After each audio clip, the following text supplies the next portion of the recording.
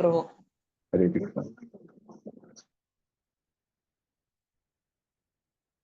നമുക്ക് ശരണമന്ത്രം തുടങ്ങാം. എല്ലാ ഭക്തർക്കും ഇന്നത്തെ ഭാഗവതം ക്ലാസ്സിലേക്ക് സ്വാഗതം.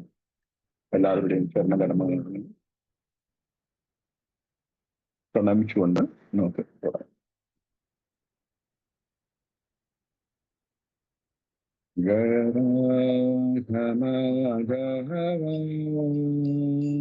ജയ കുഞ്ച വിഹാരി ജയ ഗോപി ജനവല്ലഭ ജയ ഗിരിവരധാരി ജയ ഗിരിവരധാരി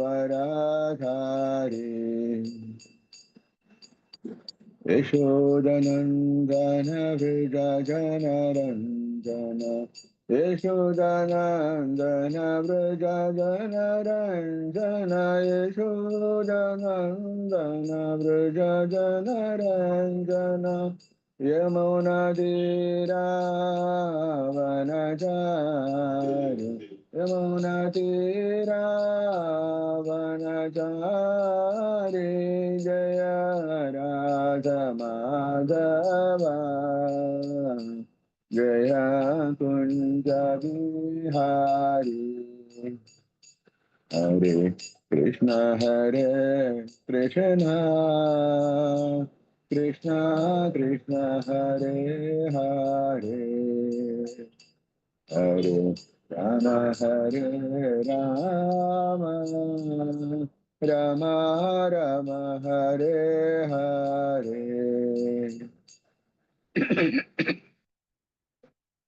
ഹരേ കൃഷ്ണ കൃഷ്ണ കൃഷ്ണ കൃഷ്ണ ഹരേ ഹരേ ഹരേ രാമ രാമ രാമ രാമ ഹരേ ഹരേ ഹരേ കൃഷ്ണ കൃഷ്ണ കൃഷ്ണ കൃഷ്ണ ഹരേ ഹരേ ഹരേ രാമ രാമ രാമ രാമ ഹരേ ഹരേ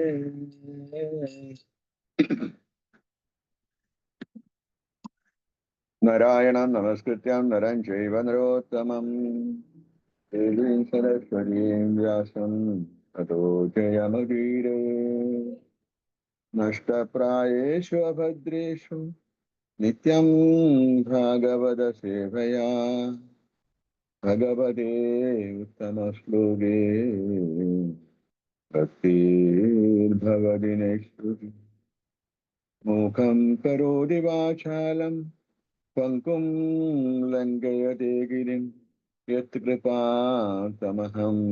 വന്ദേ ശ്രീഗുരും ദീനധാരിണം പരമാനന്ദമാധവം ശ്രീചൈതന്യമീശ്വരം കൃഷ്ണായ വാസുദേവായ ദേവകീ നന്ദനായ ച നന്ദഗോപകുമാരായ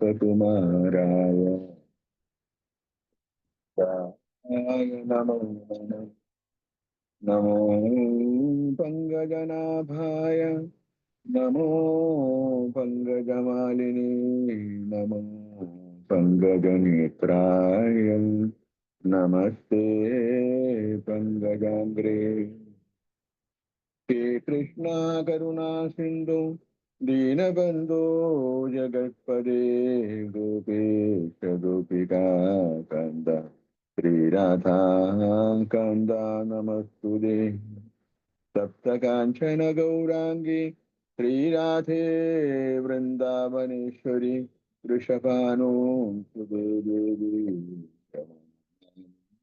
ഹരിപ്രിയേ ഓം നമോ ഭഗവതേ വാസുദേവായ ഓം നമോ ഭഗവതേ വാസുദേവായ ഓം നമോ ഭഗവതേ വാസുദേവായ. ഓം തത്സത്. ഹരേ കൃഷ്ണ. ഇന്ന് നമുക്ക് കൊടുത്തിരിക്കുന്ന ശ്ലോകം ഒന്നാമത്തെ സ്കന്ധത്തില് 8-ാം അധ്യായത്തിലെ 10-ാമത്തെ ശ്ലോകം. എല്ലാവരുടെയും പാദസ്പർശം നമസ്കാരം നടത്തിക്കൊണ്ട് നമുക്ക് ഭാഗവതം ക്ലാസ്സിലേക്ക് കടക്കാം. हरे कृष्ण प्रभु, प्रणाम, दंड प्रणाम प्रभु. हरे कृष्ण. हरे कृष्ण. ഹരേ കൃഷ്ണ മാതാജി, എല്ലാം ക്ലിയർ ആണോ? പ്രഭു ക്ലിയർ ആണ്. ക്ലിയർ ആണ്, ക്ലിയർ ആണ്. ഹരേ കൃഷ്ണ.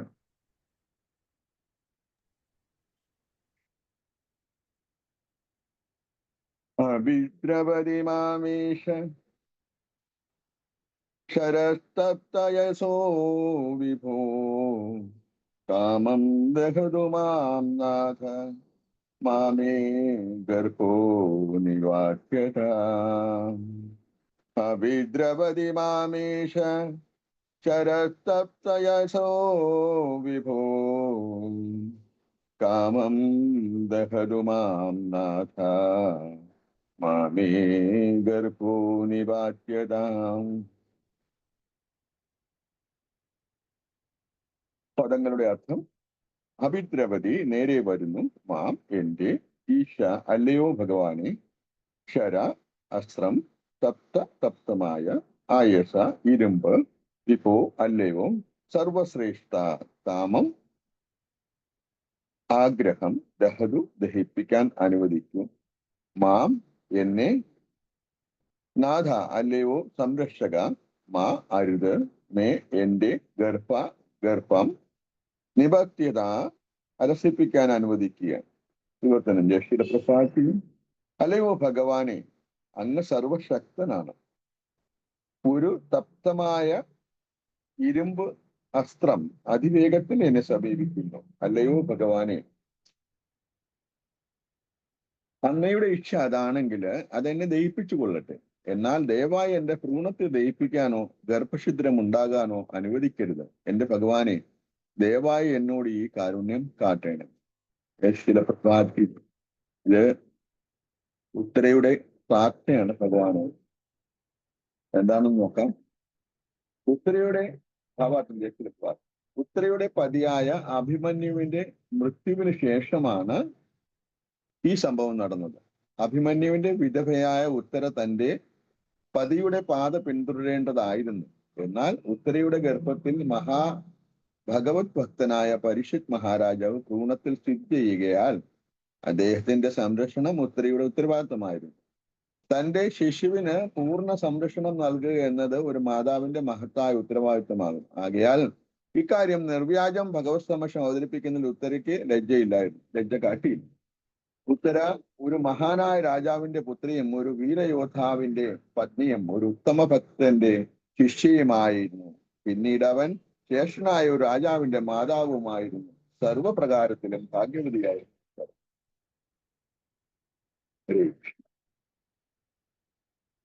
ഓം അജ്ഞാനതിമിരാന്തസ്യ ജ്ഞാനാഞ്ജനശലാഖയാ ചക്ഷുരും മിലിതം യേന തസ്മൈ ശ്രീ ഗുരുവേ നമഃ.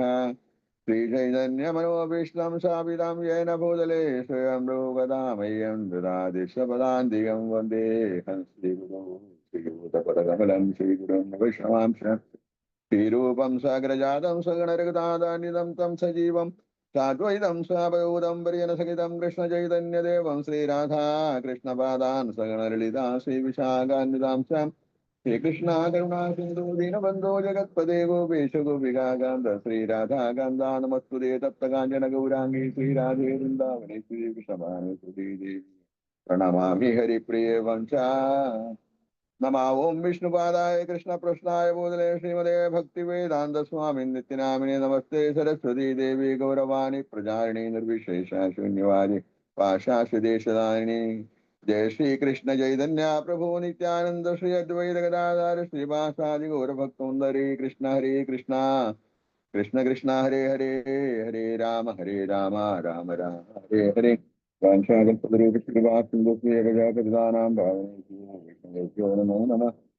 അങ്ങനെ കൂടി വൈഷ്ണവന്തിക്ക് ശീലപ്രഭാതി. അപ്പൊ ഇവിടെ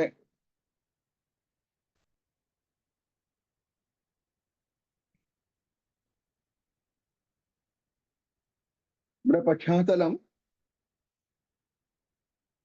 ഭഗവാൻ യുദ്ധത്തിന് ശേഷം ഉദ്ധവരുമായിട്ട് ദ്വാരകയിലേക്ക് പോകാനുള്ള സന്ദർഭമാണ്. അപ്പൊ അതിനു മുമ്പ്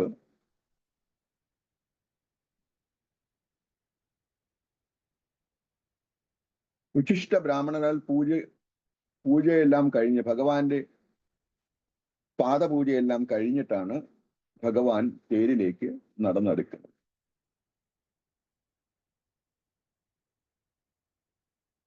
അപ്പൊ അതിനു മുമ്പ് തന്നെ പാണ്ഡവരെ വിളിച്ചിട്ട് ഭഗവാൻ പറഞ്ഞു യുധിഷ്ഠിരനോട്, യുദ്ധമെല്ലാം ജയിച്ചു കഴിഞ്ഞു, പിന്നെ നിന്റെ കീർത്തി സകല ലോകങ്ങളിലും പരക്കട്ടെ, അതിനാൽ അശ്വമേധയാഗം നടത്തണം എന്ന് പറഞ്ഞു.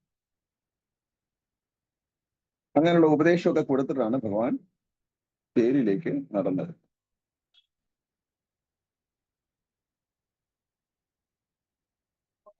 ഇവിടെ എന്തുകൊണ്ടാണ് ഒരു ചോദ്യം വരുന്നുണ്ട്, ഇപ്പോൾ ഒരു ചോദ്യം വരുന്നുണ്ട്. അതായത്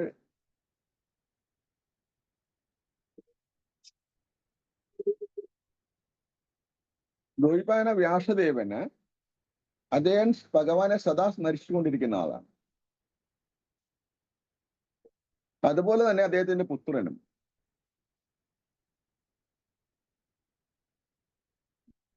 അദ്ദേഹത്തിന്റെ പുത്രനായ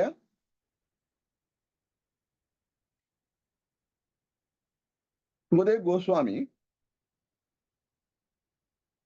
പരീക്ഷിത് മഹാരാജാവിന് മഹാഭാരതം ആ കഥകൾ കേൾപ്പിക്കാൻ കൂടുതലായിട്ടൊന്നും തയ്യാറെടുക്കേണ്ട കാര്യമില്ല. കാരണം അദ്ദേഹം അമ്മയുടെ ഗർഭത്തിൽ വെച്ച് തന്നെ ഈ മഹാഭാരതം കേട്ടത്. അതുകൂടാതെ പിറന്നു വീണതിന് ശേഷം എനിക്ക് ഭൂമിയിൽ നിൽക്കണ്ട, ഞാൻ വനാന്തരത്തിൽ പോയി തപസ് ചെയ്തു കൊള്ളാമെന്ന് വ്യാസദേവനോട് പറഞ്ഞിട്ട് ഓടിപ്പോയ മകനെ തിരിച്ചു വിളിച്ചിട്ട് പറഞ്ഞു, നീ എവിടെ വേണമെങ്കിലും പൊക്കോളൂ, ഈ എന്റെ കയ്യിൽ നിൽക്കുന്ന, അതായത് പിതൃസമ്പത്തായ എന്റെ കയ്യിലുള്ള ജ്ഞാനം കൂടെ നീ എടുത്തുകൊണ്ട് പോയി, എനിക്ക് അതേ ഉള്ളൂ നിനക്ക് തരാനുള്ളൂ, ആ സമ്പത്തായ പിതൃജ്ഞാനം കൂടെ നീ എടുത്തുകൊണ്ട് പോയിക്കൊള്ളൂ എന്ന് പറഞ്ഞ് അങ്ങനെ അദ്ദേഹത്തിന്റെ വാത്സല്യനിധിയായ പിതാവും ഈ മഹാഭാഗവതം അദ്ദേഹത്തിന് ഉപദേശിക്കുന്നു. അപ്പൊ ഇവിടെ പരീക്ഷിത് മഹാരാജാവിന് ആ ഭാഗവതത്തിലുള്ള കഥകൾ വർണ്ണിക്കാനായിട്ട് ഒരു ബുക്കിന്റെയോ അല്ലെങ്കിൽ വേറൊരു ആചാര്യന്റെയോ ആവശ്യമില്ല. നമ്മളെ സംബന്ധിച്ചോളം നമ്മൾ പ്രചാരണത്തിൽ ഇരിക്കുമ്പോൾ ഭയവിഹുലരായിട്ടാണ് സാധാരണ ഇരിക്കുന്നത്. വ്യാസാനത്തിൽ ഇരിക്കുമ്പോൾ തന്നെ നമുക്കൊരു ചെറിയ വിറയലൊക്കെ സംഭവിക്കാറുണ്ട്. നമുക്കെന്നല്ല, എനിക്ക് ശിഷ്യഭക്തന്മാർക്ക് അങ്ങനെ ഉണ്ടാവില്ല. എന്നെ സംബന്ധിച്ചോളം കനിഷ്ഠ ഭക്തനാണ്. ഞാന് ഭക്തിയുത സേവനം പ്രാക്ടീസ് ചെയ്തുകൊണ്ടിരിക്കുകയാണ്, അത് പരിശീലിച്ചുകൊണ്ടിരിക്കുകയാണ്. എൻ്റെ ഗുരുദേവന്റെ നിർദ്ദേശപ്രകാരം ഞാൻ പ്രാക്ടീസ് ചെയ്തുകൊണ്ടിരിക്കും. അപ്പോൾ ആ ഒരു കുറവ് എനിക്ക് എപ്പോഴും ഉണ്ടാവും അല്ലെ. അപ്പൊ സദാ സ്മരണങ്ങൾ ഭഗവാന്റെ സ്മരണയിൽ ഇരിക്കുന്ന ഒരാൾക്ക് അത് മാത്രം മതി അല്ലെ. കാരണം പിന്നെ എല്ലാം പരമാത്മാവിന്റെ ഉള്ളിൽ നിന്നും ഗുരുവിന്റെ നിർദ്ദേശപ്രകാരം നമുക്ക് ആ ജ്ഞാനം വരുന്നതാണ് പറയാൻ. അപ്പൊ പരമാത്മാവിന്റെ കൃപയുണ്ടായിരിക്കണം. അതുകൂടാതെ ഗുരുവിന്റെയും തന്നെ കൃപയും കടാക്ഷവും ഉണ്ടായിരിക്കണം.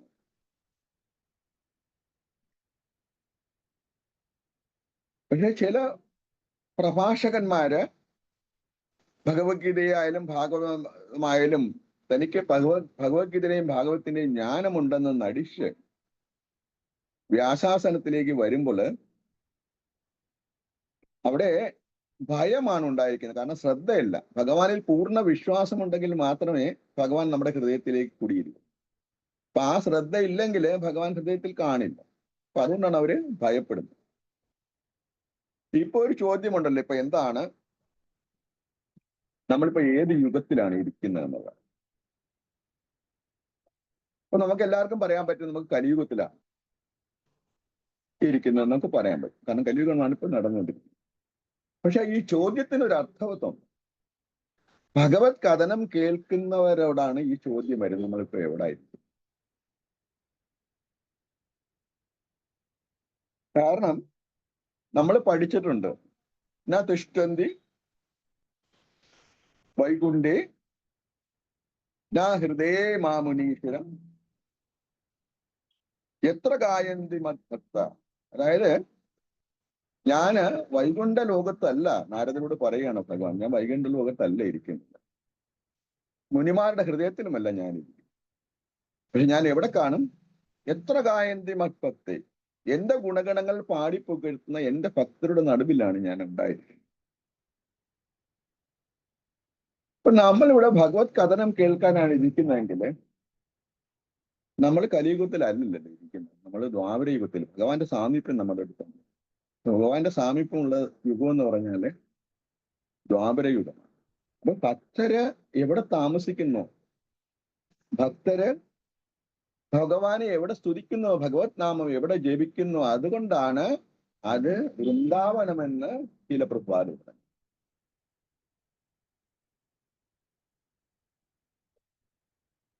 ആ യാഥാർത്ഥ്യം മറന്നത് കൊണ്ടാണ് ഞങ്ങൾ ഭഗവത് സാമീപ്യം മനസ്സിലാക്കാത്തത്, അല്ലേ? അപ്പൊ നമ്മള് ഭഗവാന്റെ കഥാശ്രവണത്തില് ഈ യാഥാർത്ഥ്യം മനസ്സിലാക്കാതെ ഇരുന്നാല് എന്താ സംഭവിക്കുന്നത്?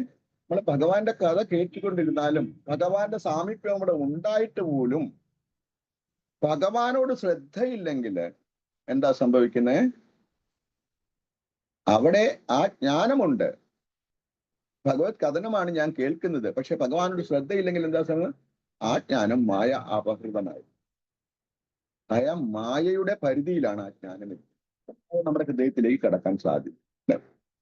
അപ്പൊ എന്തോ നമ്മൾ ശ്രദ്ധിക്കണം, നമ്മളൊരു ഭഗവത് കഥനം കേൾക്കുന്ന സമയത്ത് പൂർണ്ണമായിട്ട് ഭഗവത് സാമീപ്യം മനസ്സിലാക്കിക്കൊണ്ട് ശ്രദ്ധയോടെ ഇരിക്കണമെന്നാണ് ഈ പറഞ്ഞതിന്റെ അർത്ഥം. കാരണം നമ്മള് മായ അപഹൃതമായതുകൊണ്ട് നമ്മുടെ ഹൃദയത്തിന്റെ വാതിൽ തുറന്നിട്ടിരിക്കുകയാണ്. അവിടെ മായയ്ക്ക് കടന്നു വരാം. കാരണം യാതൊരുവിധ പ്രതിബന്ധവുമില്ല മായയ്ക്ക് വരാണ്ട്. കാരണം ഭഗവാൻ അവിടെ ഇല്ല, അകത്തില്ല. ഭഗവാന്റെ സ്മരണ ഉണ്ടെങ്കിൽ മാത്രമേ ഭഗവാൻ നമ്മുടെ ഹൃദയത്തിലേക്ക് വരൂ, അല്ലേ? ഇവിടെ ഈ കാര്യം നമ്മൾ പറയുമ്പോഴ്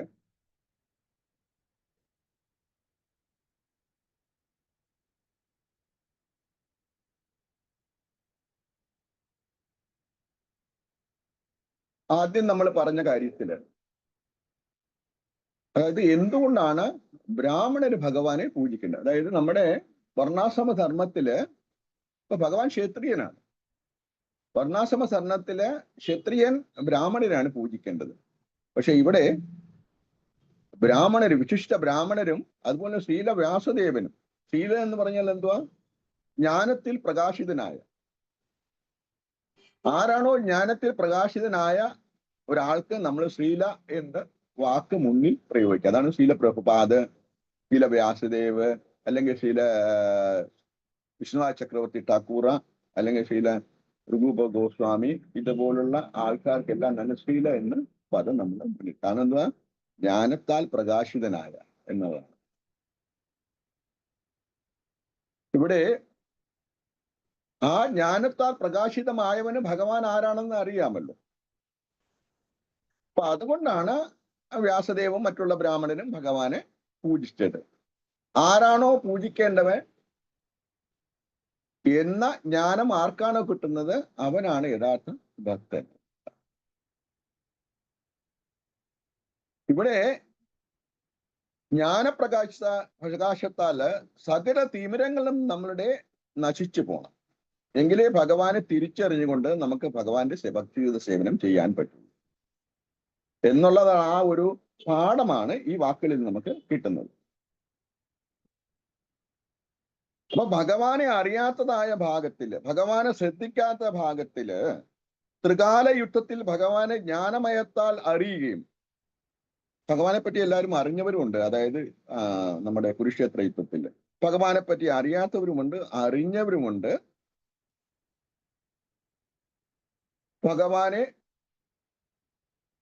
ഭഗവാനോട് വിരുദ്ധമായ സമീപനം സ്വീകരിക്കുന്നവരുമുണ്ട്. അങ്ങനെയുള്ള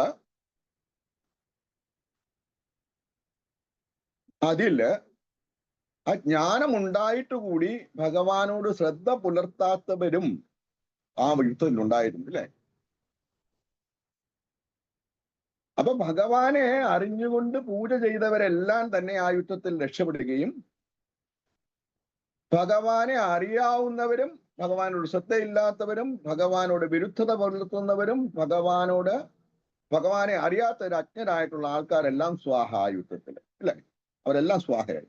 അപ്പൊ ഇവിടെ പറഞ്ഞു വരുന്നെന്ന് പറഞ്ഞാല് നമ്മുടെ ജീവിതത്തിലെല്ലാം തന്നെ ഭഗവാൻ നമ്മുടെ കുടുംബത്തിന്റെ സെന്റർ ആയിട്ട് ഭഗവാനെ വെക്കണം. അങ്ങനെ വെച്ചില്ലെങ്കിൽ ജ്ഞാനിയാണ്, എനിക്കെല്ലാം അറിയാമെന്ന് ഭഗവാനെ അറിയാമെന്നുള്ള ധാരണ വെക്കുകയാണെങ്കിൽ അത് ഗമണ്ടാണ്. അവിടെ രക്ഷ ഉണ്ടാവില്ല. കാരണം അവിടെ ഭഗവാന്റെ സംരക്ഷണം ഉണ്ടാവില്ല.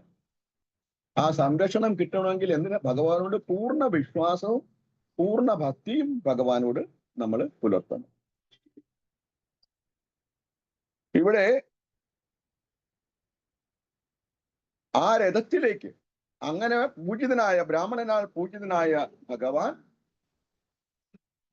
ആ രഥത്തിലേക്ക് നടന്നടുക്കുമ്പോഴാണ് ഒരു വലിയ ബഹളത്തോടുകൂടി, വലിയൊരു ഒച്ചയോടുകൂടി ഒരാൾ ഇങ്ങനെ ഓടി വരുന്നത്. അതാരാണ്? മറ്റാരുമല്ല, അദ്ദേഹത്തിന്റെ സ്വന്തം പുത്രിയായ ഉത്തരയാണ്, അല്ലേ?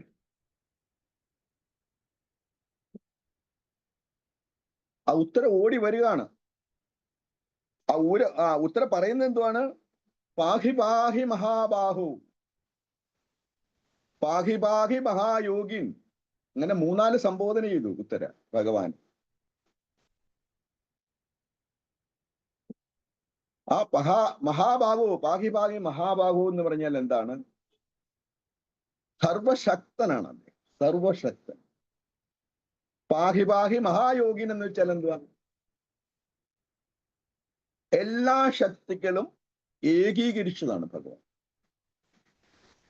എല്ലാം ശക്തിയുടെയും ഉറവിടമാണ് ഭഗവാൻ. അതാണ് മഹായോഗിൻ എന്ന് പറയുന്നതിന് അർത്ഥം.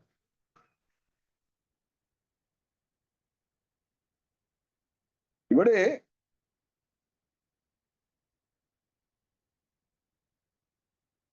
വേറൊരു അവസരത്തില് അർജുനൻ വിളിക്കുന്നുണ്ട് കൃഷ്ണ കൃഷ്ണ മഹാബാഹു എന്ന് ഭഗവത്ഗീതയിൽ പറയുന്നു. ഭഗവാന്റെ ഉപദേശമെല്ലാം കഴിഞ്ഞതിന് ശേഷം അർജുനൻ ഭഗവാനെ ഗുരുവായിട്ട് സ്വീകരിച്ചതിന് ശേഷമാണ് അർജുനൻ പറയുന്നത് കൃഷ്ണ കൃഷ്ണ മഹാബാഹു, സർവശക്തനായിട്ട് ഞാൻ അങ്ങയെ കരുതുന്നു, ഞാൻ അങ്ങയിൽ പൂർണ്ണ ശരണം പ്രാപിക്കുന്നു. എന്താണ് എനിക്ക് ശ്രേയസ്കരം എന്ന് വെച്ചാൽ അങ്ങ് പറഞ്ഞത് എന്നാണ് അർജുനൻ പറയുന്നത്.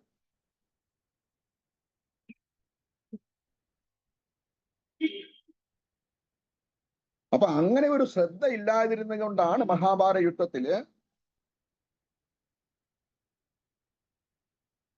കൗരവ പക്ഷത്തിന് പരാജയമുണ്ടാകാൻ കാരണം കൃഷ്ണൻ അവരുടെ അടുത്തില്ല.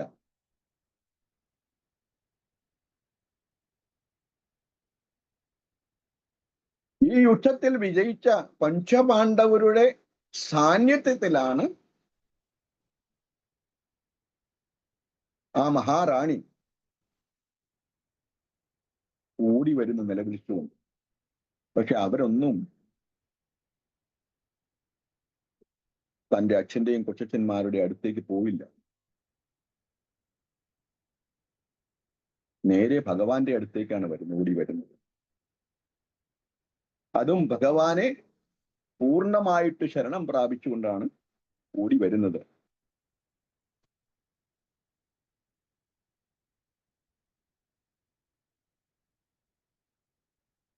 അവിടെ ഓടി വരുന്ന പാഹി പാഹി മഹാഭാഗോ എന്ന് പറയുന്നെങ്കിലും നമ്മുടെ ഇന്നത്തെ മഹാമന്ത്രമാണ് ഹരേ കൃഷ്ണ കൃഷ്ണ കൃഷ്ണ ഹരേ ഹരേ, ഹരേ രാമ രാമ രാമ ഹരേ ഹരേ.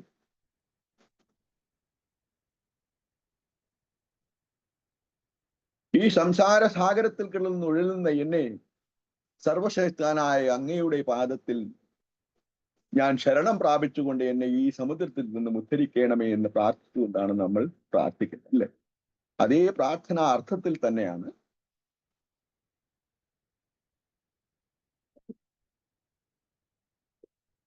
ഉത്തര മഹാറാണി ഭഗവാന്റെ അടുത്തേക്ക് വരുന്നത്. അവിടെ ഉത്തരയുടെ ഉള്ളിൽ വലിയൊരു തീ ജ്വാലയാണുള്ളത്. പക്ഷെ ഭഗവാൻ അത് മനസ്സിലാക്കി. ഭഗവാൻ മനസ്സിലാക്കിക്കൊണ്ടായോ? നമ്മൾ എന്തെങ്കിലും നമ്മൾക്ക് ആവശ്യമുണ്ടെങ്കിൽ, അല്ലെ നമ്മുടെ ദുഃഖം ഭഗവാനെ പ്രകീർത്തിച്ചുകൊണ്ട് ഭഗവാന്റെ മുമ്പിൽ വെക്കാൻ നമുക്ക് കഴിയണം. അതെങ്ങനെ വെക്കണം? പൂർണ്ണമായി ശരണം പ്രാപിച്ചുകൊണ്ട് വെക്കണം എന്ന് തത്വമാണ്, കൃഷ്ണതത്വമാണ്. അത് നമ്മൾ 3-4 ഉദാഹരണം കണ്ടല്ലോ നേരത്തെ തന്നെ. കൗരവ സദസ്സിൽ വെച്ച് ദ്രൗപദി, അതുപോലെ തന്നെ ഗജേന്ദ്രൻ,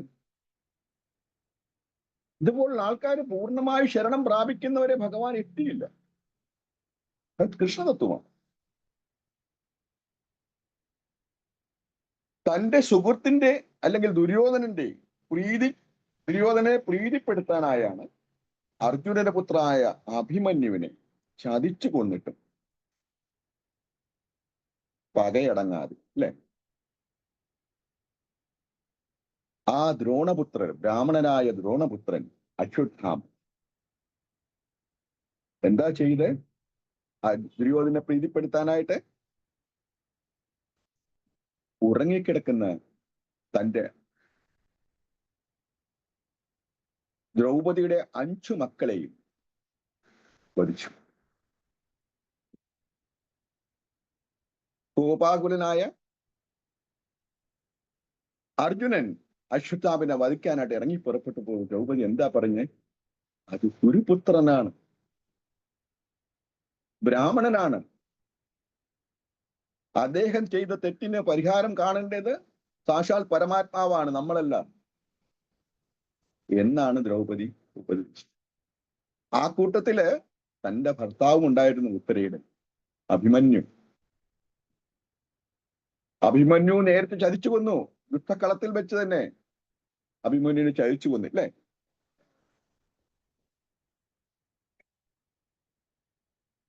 എന്നിട്ടും പകയടങ്ങാതെയാണ് പാണ്ഡവരുടെ അവസാനത്തെ കണ്ണിയായ ഉത്തരയുടെ ഭ്രൂണത്തിൽ വളരുന്ന മഹാഭക്തനായ പരീക്ഷിത് മഹാരാജാവിനെ വധിക്കാനായിട്ട് ആ ഗുരുപുത്രനാണെങ്കിലും ബ്രാഹ്മണനാണെങ്കിലും ആ അക്ഷുദ്ധാത്മാവ് അങ്ങേയറ്റം മ്ലേച്ഛതും യുദ്ധനീതി അല്ലാത്തതുമായ രീതി ആ ഭ്രൂണഹത്യ നടത്താനായിട്ട് പ്രയോഗിച്ചത്.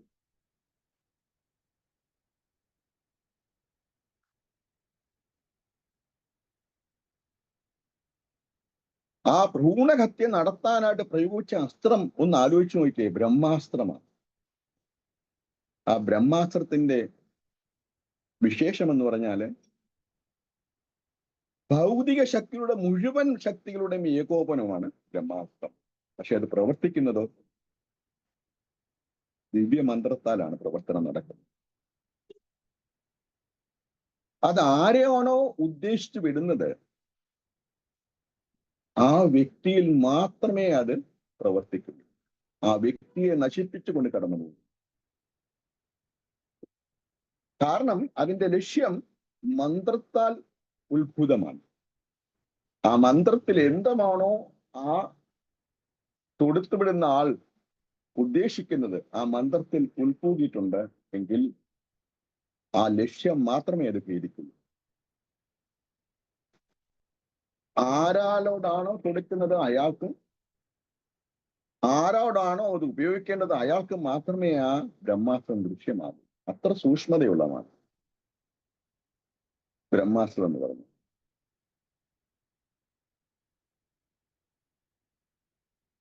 അതേ ബ്രഹ്മാസ്ത്രം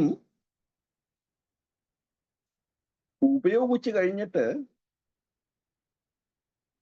അത് 6 ബ്രഹ്മാസ്ത്രമാണ് ഉപയോഗിക്കുന്നത്. 5 പാണ്ഡവർക്ക് വേണ്ടിയും 1 ഉത്തരയുടെ ഭ്രൂണത്തിൽ വരുന്ന പരീക്ഷിത് മഹാരാജാവിന്. അതിന്റെ അർത്ഥം എന്താണ്? എല്ലാത്തിനും കാരണവും കാരണഭൂതനുമായ ഭഗവാന് അഭിമന്യുന്റെ ദാരുണ അന്ത്യം സുനിശ്ചിതമെന്ന് അറിയാമായിരുന്നു, അല്ലേ? എന്നിട്ടും അഭിമന്യുനെ രക്ഷിക്കാൻ ഭഗവാൻ തുനിഞ്ഞില്ല. ചക്രവ്യൂഹത്തിന്റെ ആകൃതിയിലെ രചിതമായ, അതായത് അശ്വത്ഥാമാവാൽ രചിതമായ ആ സൈനിക വ്യൂഹത്തില് എങ്ങനെ കടക്കാം എന്ന് ദ്രൗപദിയെ, അതായത് അഭിമന്യുവിനെ ഗർഭം ധരിച്ചുകൊണ്ടിരിക്കുന്ന സമയത്ത് ദ്രൗപദിയെ ഒരു പറഞ്ഞിരുന്നു. പക്ഷെ ദ്രൗപദിയെ ആ കഥ കേട്ടിട്ട്, അല്ലെങ്കിൽ ആ നിർദ്ദേശം കേട്ടിട്ട് അല്പം ഉറങ്ങിട്ടു. ആ ഉറക്കത്തിൽ ആ കുഞ്ഞ്, അഭിമന്യുമായ ആ കുഞ്ഞ് ഇതെല്ലാം മൂളി കേൾക്കുന്നുണ്ടെന്ന് ഭഗവാൻ അറിയാം. പക്ഷേ ഭഗവാന്റെ ഇച്ഛയാണ് എല്ലാം നടക്കുന്നത്. ഭഗവാന്റെ ഇച്ഛയില്ലാതെ ഒരു ഇല പോലും അനങ്ങില്ല.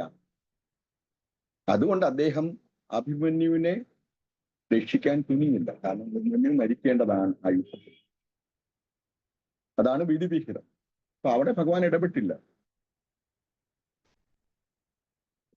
അതുകൊണ്ട് അദ്ദേഹം പകുതി വെച്ചിട്ട്, അതായത് ചക്രവ്യൂഹത്തിൽ കയറുന്നത് മാത്രം അഭിമന്യു കേട്ട്, പക്ഷെ തിരിച്ചിറങ്ങുന്ന കാര്യം അഭിമന്യു കേൾക്കാൻ പറ്റും.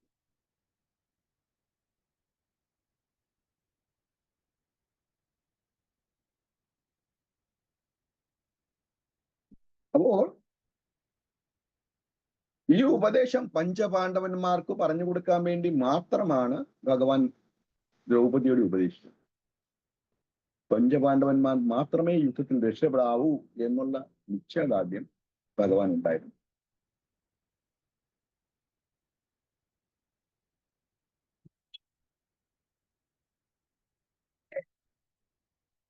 മനഃപൂർവ്വം ഭഗവാൻ പറയാതിരുന്നതാണ്. എന്നാൽ ഇവിടെ പുത്രിയുടെ ഭ്രൂണത്തിൽ വളരുന്ന ആരാണ്? തന്റെ ചഞ്ചിത പരമഭക്തനായ പരിശിഷ്ടാണെന്ന് ഭഗവാൻ അറിയാം. എന്നിട്ടും എന്തേ ഭഗവാൻ അശ്വത്ഥാത്മാവിന് ആ ബ്രഹ്മാസ്ത്രം തൊടുക്കുന്നതിൽ നിന്ന് തടയാതിരുന്നു? ചിന്തിക്കേണ്ട കാര്യമാണ്. അത് എത്ര ചിന്തിച്ചാലും നമുക്ക് മനസ്സിലാവില്ല. ഒരു ഭക്തന് മാത്രമേ അത് മനസ്സിലാവൂ. കാരണം അത് ഭക്തനും ഭഗവാനും തമ്മിലുള്ള ഒരു ബന്ധമാണ്, അല്ലേ? ഭഗവാൻ പക്ഷാഭേദനാണെന്ന് നാരദ മഹാമുനി, അല്ല, നമ്മുടെ യുധിഷ്ഠിരൻ ചോദിച്ചപ്പോഴോ നാരദ മഹാമുനി പറയുന്നുണ്ടല്ലോ, ഭഗവാൻ പക്ഷാഭേദനല്ല. പിന്നെ എന്തുകൊണ്ട് ഭഗവാൻ ഭക്തരോട് അനുകമ്പ കാണിക്കുന്നു കൂടുതലായിട്ട്, അവരുടെ സംരക്ഷകനാകുന്നു? കാരണം യജമാനെ പൂർണ്ണമായിട്ട് ആശ്രയിക്കുന്ന ഒരു ഭൃത്യന് സംരക്ഷിക്കേണ്ട ചുമതല യജമാനുള്ളതാണ്. അത് കാര്യമാണ്. എന്നാൽ ആ യജമാനൻ തന്നെ മറ്റുള്ളവർ എന്തെങ്കിലും പ്രോബ്ലത്തിൽ വീണ് കഴിഞ്ഞാൽ രക്ഷിക്കാനായിട്ട് തുനിയില്ല. കാരണം അദ്ദേഹത്തിന്റെ കടമ മാത്രമേ അദ്ദേഹം ചെയ്യൂ. അങ്ങനെ ഭക്തന്റെ സംരക്ഷണം ഭഗവാന്റെ കടമയാണ്. അതുകൊണ്ടാണ് അങ്ങനെ ഒരു പക്ഷാഭേദമുണ്ടെന്നുള്ള തെറ്റിദ്ധാരണ വരുന്നത്. ഭഗവാൻ നിർഗുണനാണ്. എപ്പോൾ ഭഗവാൻ സർവൈശ്വര്യത്തോട് ഇരിക്കുമ്പോൾ മാത്രമാണ് ഭഗവാൻ നിർഗുണൻ. പക്ഷേ ഭഗവാൻ സകല ഗുണസ്ഥനാണ്. എവിടെ? ഭഗവാൻ വൃന്ദാവനത്തിലുണ്ടായിരുന്ന സമയത്ത് അദ്ദേഹം എല്ലാവരോടും തന്റെ ഗുണം പ്രകടിപ്പിച്ചു, അല്ലേ? അപ്പോൾ സ്വന്തം വീട്ടില് നമ്മൾ ഓഫീസിൽ നിന്ന് നമ്മളുടെ സ്വഭാവം ഒരു തരത്തിലായിരിക്കും. നമ്മൾ വളരെ സ്ട്രിക്റ്റ് ആയിരിക്കും, കാര്യങ്ങളെല്ലാം നല്ലപോലെ പോകും. പക്ഷെ വീട്ടിൽ വരുമ്പോഴും നമ്മുടെ മകൻ ഓടി വന്ന്, അല്ലെ നമ്മുടെ മകൾ ഓടി വന്ന് നമ്മളെ കെട്ടിപ്പിടിക്കുകയും, കുതിരപ്പുറത്ത് കാണുക പറയുമ്പോൾ നമ്മൾ കുനിഞ്ഞിരുന്ന് നമ്മൾ കുതിരയായിട്ട് അഭിനയിക്കുകയൊക്കെ ചെയ്യുന്നത് നമുക്കറിയാവുന്ന കാര്യം. എന്തുകൊണ്ടാണ്? അവിടെ നമ്മളെ ആശ്രയിച്ച് നമ്മളെ ഡിപ്പെൻഡ് ചെയ്യുന്ന ആൾക്കാരാണ് നമ്മുടെ കുടുംബം. അപ്പൊ അവരുടെ സംരക്ഷണവും അവരുടെ സന്തോഷവും നമ്മുടെ കടമ. ഇവിടെ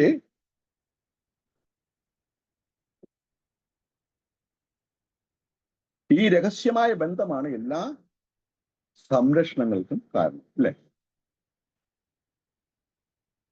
ഈ അദൃശ്യമായ, അതായത് അശ്വത്ഥാമാവ് ഉപയോഗിച്ച അല്ലെങ്കിൽ തൊടുത്തുവിട്ട അദൃശ്യമായ ആയുധം ഉത്തരയുടെ നേർക്കാണ് വരുന്നത് എന്നുള്ള കാര്യം ഉത്തരയ്ക്ക് മനസ്സിലായി. അവിടെ ബാക്കിയുള്ള 5 അസ്ത്രങ്ങളും തൊടുത്തുവിട്ടത് പഞ്ചപാണ്ഡവരുടെ നേരെയായിരുന്നു. അവർക്ക് ഈ അസ്ത്രവിദ്യ അവർക്ക് അറിയാമായിരുന്നു. ബ്രഹ്മാസ്ത്രം എങ്ങനെ ഉപയോഗിക്കണം, എങ്ങനെ തടുക്കണം എന്നുള്ള മറുവിദ്യയും മറുമന്ത്രവും അവർക്കറിയാം. അപ്പൊ അവരവരുടെ മറുമന്ത്രവും മറു ആയുധവും റെഡിയായിട്ട് നിൽക്കുമ്പോഴാണ് ഇത് സംഭവിക്കുന്നത് ഒരേപോലെ. കാരണം അവിടെ പഞ്ചപാണ്ഡവര് മറുവസ്ത്രം പ്രയോഗിക്കാനുള്ള അവസരം കൊടുക്കരുത് നിന്ന് തീരുമാനിച്ചുകൊണ്ടാണ് അശ്വത്ഥാമ എന്ന വക്രബുദ്ധി ഈ ബ്രഹ്മാസ്ത്രം 6ാമത്തെ ബ്രഹ്മാസ്ത്രവും ഒരേപോലെ തൊടുത്തു.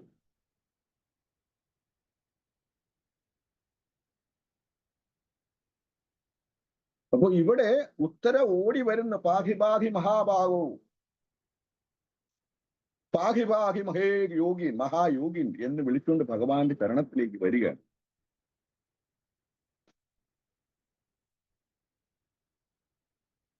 ഉത്തരയ്ക്ക് ശരിക്കും മനസ്സിലായി. കാരണം മറ്റുള്ള പാണ്ഡവർക്ക് എന്നെ സഹായിക്കാൻ ഇപ്പോൾ കഴിയില്ല, കാരണം വളരെ വൈകിപ്പോയി. അപ്പൊ അവരുടെ ജീവൻ രക്ഷയ്ക്ക് വേണ്ടി അവര് യത്നിക്കുകയാണ്. ഇവിടെ ആ അപകടാവസ്ഥ മനസ്സിലാക്കിയാണ് തന്റെ ബന്ധുജനങ്ങൾക്ക് പോലും എന്നെ ഈ അവസ്ഥയിൽ സഹായിക്കാൻ കഴിയില്ല എന്ന സത്യം മനസ്സിലാക്കിയാണ് ഭഗവാനിൽ പൂർണ്ണമായിട്ട് അഭയം പ്രാപിക്കാൻ ഉത്തരവൊരുങ്ങിയത്. ഈ സമയത്ത് ഈ അഭയം പ്രാപിക്കുന്നത് എങ്ങനെയാണ് നമ്മൾ ശരണാഗതി തേടേണ്ടത് എന്നുള്ള ഒരു കഥ കൂടി ഇതിനകത്ത് ചേർക്കുകയാണ് ഗജേന്ദ്രൻ. ഇന്ദ്രദ്യുമ്നൻ, അതായത് 4ാമത്തെ മന്വന്തരത്തില് ഇന്ദ്രദ്യുമ്നൻ ഭഗവാനെ പൂജിക്കുന്ന സമയത്ത് അതിൽ കൂടെ അഗസ്ത്യമുനി കടന്നുപോയി. അപ്പൊ അഗസ്ത്യമുനി ഇന്ദ്രദ്യുമ്നെ വിളിച്ചു. പക്ഷെ പൂജ നടന്നുകൊണ്ടിരിക്കുകയാണ്. അദ്ദേഹം പറഞ്ഞു, ഞാൻ പൂജ കഴിഞ്ഞിട്ട് ഞാൻ അങ്ങയുടെ സേവനത്തിന് എത്താമെന്ന് പറഞ്ഞു. പക്ഷെ അഗസ്ത്യമുനി അത് സമ്മതിച്ചില്ല. അദ്ദേഹത്തിന് ദേഷ്യം വന്നു. ഈ ഇന്ദ്രദ്യുമ്നെ ശപിക്കുകയായിരുന്നു, നീ ആനയായിട്ട് പോട്ടെ. ആനയുടെ ശരീരം എടുത്തെങ്കിലും അദ്ദേഹം ഭഗവത് ഭക്തനായിരുന്നു മുൻജന്മം. കൂടാതെ അദ്ദേഹത്തിന് ഭഗവത് സ്മരണയുണ്ടായിരുന്നു. കാരണം നമ്മൾ പറഞ്ഞിട്ടുണ്ടല്ലോ ഭഗവത്ഗീതയില്, എത്ര ജന്മം എടുത്താലും ഭഗവത് ഭക്തനായി തന്നെ ഇരിക്കും. നമ്മൾ എന്തെല്ലാം ഭക്തിയുത സേവനം ചെയ്യുന്നു ആ അക്കൗണ്ട് ഒരിക്കലും നശിക്കില്ല. അത് അടുത്ത ജന്മങ്ങളിൽ കൂടെ കടന്നു പോകും. വേറൊന്നും നമുക്ക് കൊണ്ടുപോകാൻ പറ്റില്ല. ന ധനം, ന ജനം, ന സുന്ദരി, ഈ പറയുന്ന സാധനങ്ങൾ ഒന്നും നമുക്ക് കൊണ്ടുപോകാൻ പറ്റില്ല നമ്മുടെ കൂടെ. നമ്മുടെ കർമ്മഫലവും നമ്മുടെ ജീവാത്മാവും മാത്രമാണ് പോകുന്നത്. നമ്മുടെ കർമ്മഫലം ഭക്തിയുത സേവനമാണെങ്കിൽ ആ ഫലവും ഭക്തിയുത സേവനത്തിലായിരിക്കും നമ്മുടെ അടുത്ത ശരീരം എടുക്കുന്നത്, അല്ലെ? ഇവിടെ ഇന്ദ്രദ്യുമ്നൻ ആനയായിട്ട് പിറന്നെങ്കിലും അദ്ദേഹത്തിന് ഭഗവത് സ്മരണ ഉണ്ടായിരുന്നു. അതുകൊണ്ടാണ് ആ ജലാശയത്തില് മുതല പിടികൂടിയപ്പോൾ ആദ്യം അദ്ദേഹം സ്വയം രക്ഷിക്കാൻ ശ്രമിച്ചു. പിന്നെ അലറി വിളിച്ചപ്പോൾ അദ്ദേഹത്തിന്റെ പത്നിയും മക്കളും എല്ലാം വന്നുകൂടെ അദ്ദേഹത്തിന്റെ കാലിലും മുതലയുടെ വാലിലും ഒക്കെ കയറി പിടിച്ച് വലിച്ചിട്ട് അവരെ എല്ലാം വലിച്ച് ആ വെള്ളത്തിലിട്ടു മുതല. എന്നിട്ടും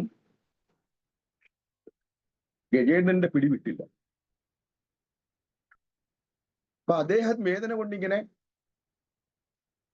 ഭഗവാനെ വിളിക്കുകയാണ്. സാക്ഷാൽ ഭഗവാനെ വിളിക്കുകയാണ് അദ്ദേഹം.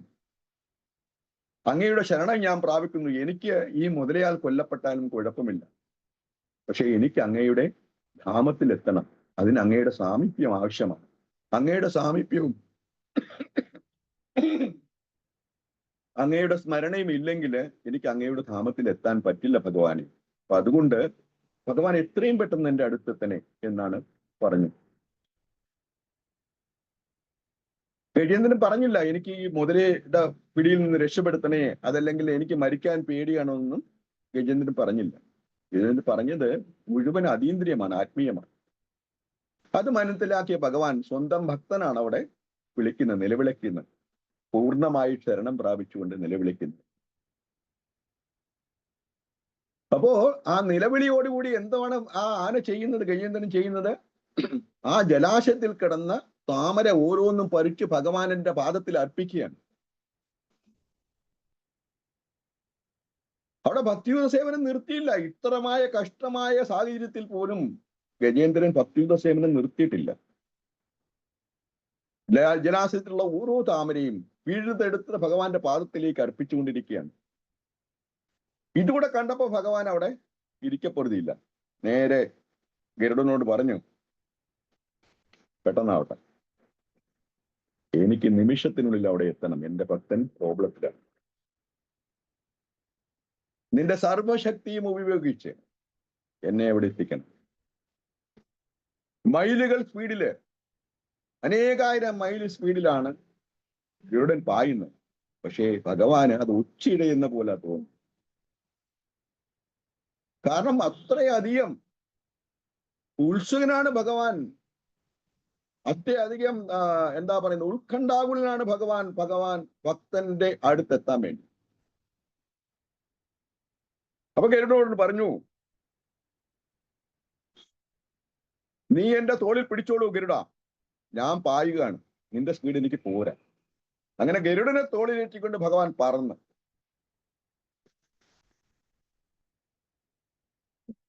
ആ ഭക്തന്റെ എത്തുമ്പോഴ് സുദർശനം കൊണ്ട് ആ മുതലയെ 2 പീസായിട്ട് മാറ്റി. അപ്പൊ ഇവിടെ ഒരു പാഠം നമ്മൾ ഉൾക്കൊള്ളാൻ ഉദ്ദേശിക്കുന്നത്,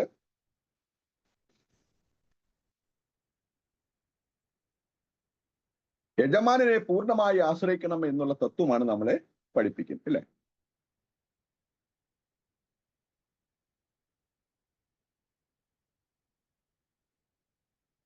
പിന്നെ ഭഗവാൻ എന്തുകൊണ്ട് താമസിച്ചു വരാനായിട്ട്? ഇത് നേരത്തെ അറിയാമല്ലോ ഭഗവാന്. അവിടെയും ചോദ്യം ഒന്ന് തന്നെ, ഭഗവാനെ സംബന്ധിച്ചോളം ആരാണോ ശരണാഗതി, പൂർണ്ണമായും ശരണാഗതി പ്രാപിക്കുന്നു, അവിടെ മാത്രമേ ഭഗവാന്റെ സംരക്ഷണ വലയം ഉണ്ടാകൂ. അതാണ് കൃഷ്ണതത്വം നമ്മൾ നേരത്തെ പറഞ്ഞു. ഇവിടെ അത് തന്നെ സംഭവിച്ചത്.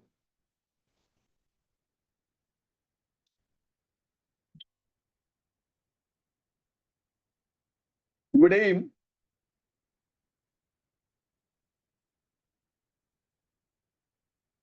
ഗജേന്ദ്രനെ രക്ഷിച്ചത് ഭഗവാന്റെ ശക്തി കൊണ്ടാണെങ്കിൽ,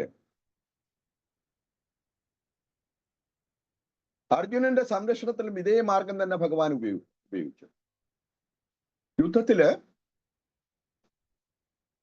ഭീഷ്മദേവൻ നാഗാസ്ത്രം അർജുനെതിരെ പ്രയോഗിച്ചപ്പോൾ ആ തേരാളിയായിരുന്ന ഭഗവാൻ തന്റെ കാലുകൊണ്ട് ആ തേര് താഴോട്ട് ഇങ്ങനെ അമർത്തുകയായിരുന്നു. അല്ലെങ്കിൽ അർജുനന്റെ തലയും കൊണ്ട് ആ നാഗാസ്ത്രം പോകുക. അങ്ങനെ നാഗാസ്ത്രം വിധേയായെന്നുള്ള കരി കൊണ്ടിരിക്കുന്ന ഭീഷ്മദേവൻ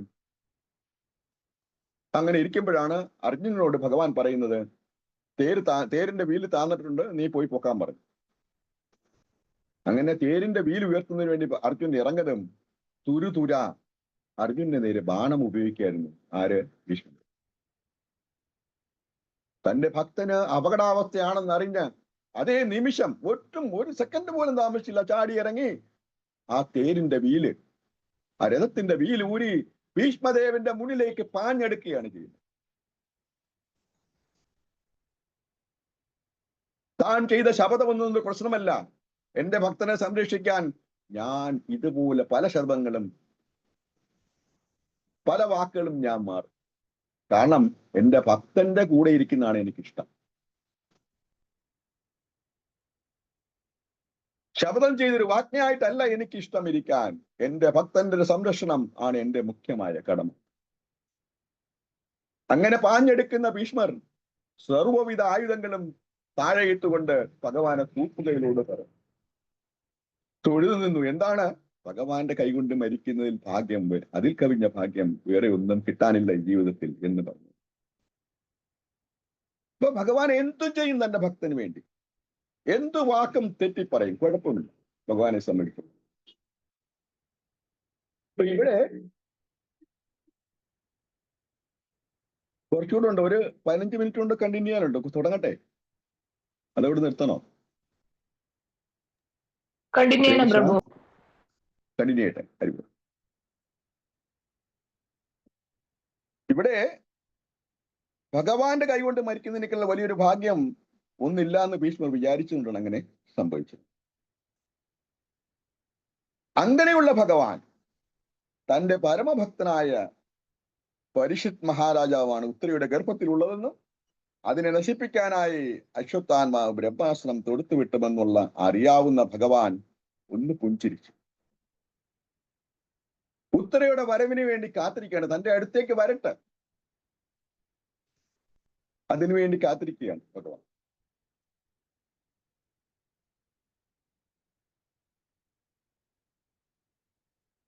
ഏറ്റവും വലിയ ശരണാഗതിയാണ് ഭഗവാന്റെ ആവശ്യം.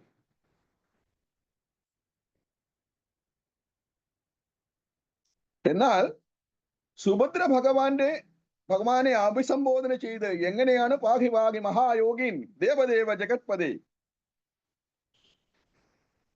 മഹായോഗിൻ എന്ന് വെച്ചാൽ ആരാലും അതിക്രമിക്കാൻ കഴിയാത്ത വ്യക്തിത്വമുള്ളവൻ, ശക്തിയുള്ളവൻ.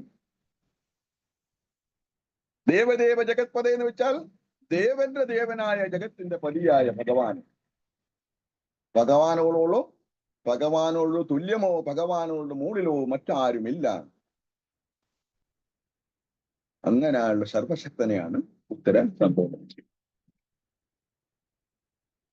ഇപ്പൊ ഭൗതികത്തിൽ സത്ത് അസത്ത് എന്ന് പറയുന്ന രണ്ട് കാര്യമുണ്ട് അല്ലെ? സത്ത് എന്ന് പറഞ്ഞാൽ ജീവാത്മാവ്, അസത്ത് എന്ന് പറഞ്ഞാൽ പദാർത്ഥം. അപ്പൊ ഈ സത്ത് എന്ന് പറയുന്ന ജീവാത്മാവിനെ ആവരണം ചെയ്യുന്ന അസത്ത് എന്ന് പറയുന്ന പദാർത്ഥമാണ് അല്ലെ? ആ അസത്തിന്റെ കൂടെ എന്തും കാണും? മഹാകാലവും കാണും അല്ലെ?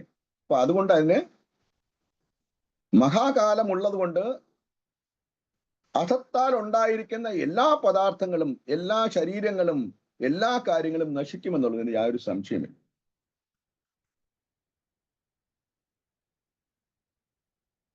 ഇതറിയാവുന്ന ഒരു ഭക്തനാണെങ്കിൽ എന്ത് ചെയ്യും? എന്തു സംഭവിച്ചാലും ഭഗവാന് ശരണപ്പെടാം. കാരണം എന്തുകൊണ്ടാണ്? അസത്തായുള്ള ആവരണത്താൽ ഇരിക്കുന്ന ഞാനാണ്. കാരണം എനിക്ക് പരിമിതിയുണ്ട്, എനിക്ക് എല്ലാ കാര്യങ്ങളും ചെയ്യാൻ പറ്റില്ല. എല്ലാ കാര്യങ്ങളും ചെയ്യാൻ പറ്റുന്ന മഹായോഗിയെ ശരണം പ്രാപിക്കുകയാണ് സത്തായ ജീവാത്മാവ് ചെയ്യേണ്ടത്. അപ്പൊ ഇതറിയാവുന്ന ഒരു ജ്ഞാനി ഉത്തര നേരെ ഭഗവാന്റെ അടുത്തേക്ക് വന്നപ്പോൾ നമുക്ക് മനസ്സിലാക്കാം, ഉത്തര മഹാജ്ഞാനിയാണ്, ഭഗവാനെ അറിഞ്ഞ ജ്ഞാനിയാണ്. നമ്മൾ നേരത്തെ പറഞ്ഞു, ഭഗവാനെ അറിഞ്ഞ ജ്ഞാനി ശരണം പ്രാപിക്കുന്നവരെ ഭഗവാൻ സംരക്ഷിക്കുകയില്ല. ഭഗവാൻ അറിഞ്ഞ ജ്ഞാനിയായ ഭീഷ്മദേവൻ ഭഗവാനെ സമർപ്പിതമായില്ല. അത് കാരണം അദ്ദേഹം യുദ്ധത്തിൽ സ്വാഹ. അങ്ങനെയുള്ള പല ജ്ഞാനികളും ആ മഹായുദ്ധത്തിൽ സ്വാഹയായിരുന്നു. എന്നാൽ ഭഗവാനെ അറിയുകയും ഭഗവാനിൽ പൂർണ്ണമായി ശരണം പ്രാപിച്ച പാണ്ഡവർ ഭഗവാൻ സംരക്ഷണ വലയമേകുകയും ചെയ്തു. ഇവിടെ ഉത്തര ഭഗവാനിൽ പൂർണ്ണമായി സമർപ്പിതമായിക്കൊണ്ടാണ് മഹായോഗിൻ എന്ന് സംബോധന ചെയ്തിരിക്കുന്നത്. അപ്പോൾ ഇവിടെ ഉത്തര പറയുന്നത്, എന്റെ ദേഹത്തെ അഗ്നിയാൽ നശിപ്പിക്കട്ടെ, അഗ്നിയാൽ ദഹിപ്പിക്കട്ടെ, എനിക്ക് അതിനകത്തിൽ യാതൊരു ദുഃഖവുമില്ല. കാരണം പറയുന്നത് എന്താണ്? അദ്ദേഹത്തിന്റെ അല്ലെങ്കിൽ ആയുടെ പതിയായ അഭിമന്യുവിനെ ആ ചക്രവ്യൂഹത്തിൽ ചതിച്ചു കൊന്ന ആ ഒരു സംഭവം ഉത്തരയെ വിധവയാക്കി. ആ വിധവയായിരുന്നിട്ട് കൂടെ പതിയുടെ പാത പിന്തുടരാൻ ആഗ്രഹിക്കുന്ന ഒരു വിധവയ്ക്ക് തന്റെ ശരീരം പോകുന്നതിന് യാതൊരു വൃത്തവുമില്ല. പക്ഷേ തനിക്ക് അത് ചെയ്യാൻ പറ്റില്ല. കാരണം മഹാഭക്തനായ പരിഷത്ത്, ഭഗവാന്റെ മഹാഭക്തനായ പരിഷത്ത് തന്റെ ഉദരത്തിൽ വളരുന്നുണ്ട്. അതിനെ സംരക്ഷിക്കേണ്ടതും അതിനെ വളർത്തേണ്ടതും അതിനെ പ്രസവിക്കേണ്ടതും എല്ലാം എന്റെ കടമയാണ്. അത് ഭഗവാന്റെ നിയോഗമാണ്. അതനുസരിക്കുന്നവനാണ് മഹാഭക്തൻ എന്ന് പറയുന്നത്. ഇവിടെ ഈ ഒരു വാക്കോട് കൂടി തന്നെ ഉത്തര എല്ലാത്തിലും വലുതായി വളർന്ന് ഒരു മഹാഭക്തയായിട്ട് മാറി. അപ്പൊ ഇവിടെ ഉത്തര പറയുന്നതാണ്, അങ്ങയുടെ മുമ്പിൽ വെച്ച് തന്നെ ഞാൻ സസന്തോഷം എന്റെ ശരീരം അഗ്നിക്ക് ഇരയാക്കുന്നതിന് എനിക്ക് യാതൊരു ദുഃഖവുമില്ല. പക്ഷേ പിറക്കാൻ പോകുന്ന അങ്ങയുടെ ഭക്തനെ നശിപ്പിക്കാൻ അങ്ങ് അനുവദിക്കരുതേ എന്ന പ്രാർത്ഥനയാണ് ഭയങ്കരമായിട്ട് അർത്ഥവത്താകുന്നില്ല.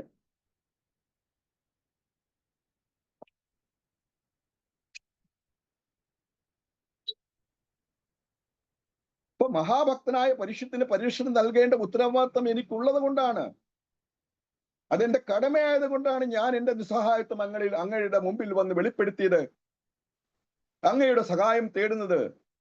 എന്റെ ഉറക്കാൻ പോകുന്ന കുഞ്ഞിന്റെ പരിരക്ഷ എന്റെ ഉത്തരവാദിത്തമായതുകൊണ്ടാണ്. ഈ പറയുന്ന വ്യക്തി എന്ന് പറഞ്ഞാല് മഹാനായ രാജാവിന്റെ പുത്രിയാണ്, വീരയോദ്ധാവിന്റെ പത്നിയായിരുന്നു, പുറക്കാൻ പോകുന്ന മഹാരാജാവിന്റെ മാതാവുമാണ്. ഇത്രയേതം പദവികളെല്ലാം അലങ്കരിക്കുന്ന അനുഗ്രഹീതയായ ഉത്തരയാണ് തന്റെ മുമ്പിൽ വന്ന് തന്റെ പിറക്കാൻ പോകുന്ന കുഞ്ഞിന്റെ ജീവനെ പറ്റി അപേക്ഷിക്കുന്നു. ഗുരുപുത്രനായ ആ അശുദ്ധാത്മാവ് ബ്രാഹ്മണനാണെങ്കിൽ കൂടി ഒരു ഭ്രൂണത്തെ നശിപ്പിക്കാൻ ഒരുങ്ങി ബ്രഹ്മാസ്ത്രം തൊടുത്തുവിട്ടപ്പോൾ ആ മടയനെ അറിയുന്നില്ല എന്താണ് താൻ ദ്രോഹിക്കാൻ ശ്രമിക്കുന്നത് ഭഗവാന്റെ പരമഭക്തനെയാണെന്നുള്ള വിവരം അയാൾ വിചാരിച്ചതേയില്ല.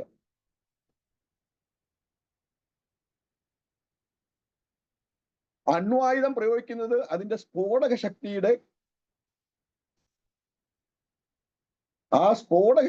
ഇപ്പൊ അണ്വായുധത്തിൽ അടങ്ങിയിരിക്കുന്ന സ്ഫോടക വസ്തുക്കളുടെ വ്യാപ്തം കണക്കാക്കി അതിനുള്ളിൽ പെടുന്ന എല്ലാത്തിനെയും നശിപ്പിക്കും.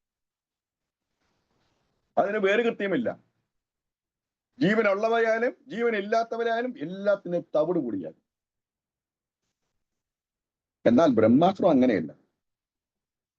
ബ്രഹ്മാസ്ത്രത്തിന്റെ പ്രഹരലക്ഷ്യം മന്ത്രജപത്താൽ മുൻകൂട്ടി നിശ്ചയിച്ചതാണ്.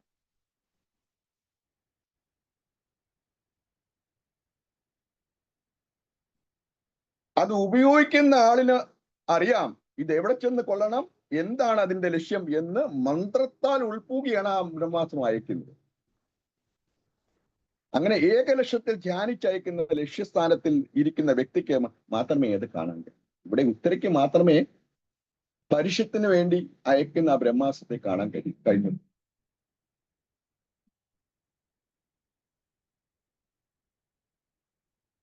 ഇവിടെ ഉത്തരയുടെ ഗർഭത്തിലുള്ള തന്റെ ഉത്തമ ഭക്തനെ രക്ഷിക്കാൻ ഈ പ്രാർത്ഥനയോട് തന്നെ ഭഗവാൻ തീരുമാനിച്ചു. കാരണം ഉത്തര തന്നെ തന്നോട് ശരണം പ്രാപിച്ചു, ഉത്തര തന്നെ വെളിപ്പെടുത്തി തന്റെ ഭക്തനെ അല്ലെങ്കിൽ തന്റെ പിഞ്ചോമനെ കൊല്ലാനായിട്ട് വരുന്ന ബ്രഹ്മാസ്ത്രത്തെ അങ്ങ് തടുക്കണം, അങ്ങയ്ക്ക് മാത്രമേ അതിന് കഴിയുള്ളൂ, പഞ്ചപാണ്ഡവർക്ക് അതിന് കഴിയില്ല. കാരണം അവർ സ്വയം ജീവൻ രക്ഷിക്കാനായിട്ട് പുറപ്പെട്ടിരിക്കുകയാണ്. ബ്രഹ്മാസ്ത്രം അവരുടെ നേരിലും പോയിട്ടുണ്ടെന്നാണ് അറിവ്. അപ്പൊ അതുകൊണ്ട് അങ്ങയ്ക്ക് മാത്രമേ ഇതെല്ലാം ചെയ്യാൻ പറ്റൂ. കാരണം അങ്ങ് മഹായോഗിനാണ്, മഹാശക്തനാണ്, സർവശക്തനാണ് അങ്ങ്. അപ്പോ ഈ പ്രാർത്ഥന കേട്ടുകൊണ്ട് ഭഗവാൻ തഥാസ്തു എന്ന് വെച്ചാൽ അങ്ങനെ തന്നെ നടക്കും, യാതൊരുവിധ സംശയമില്ല.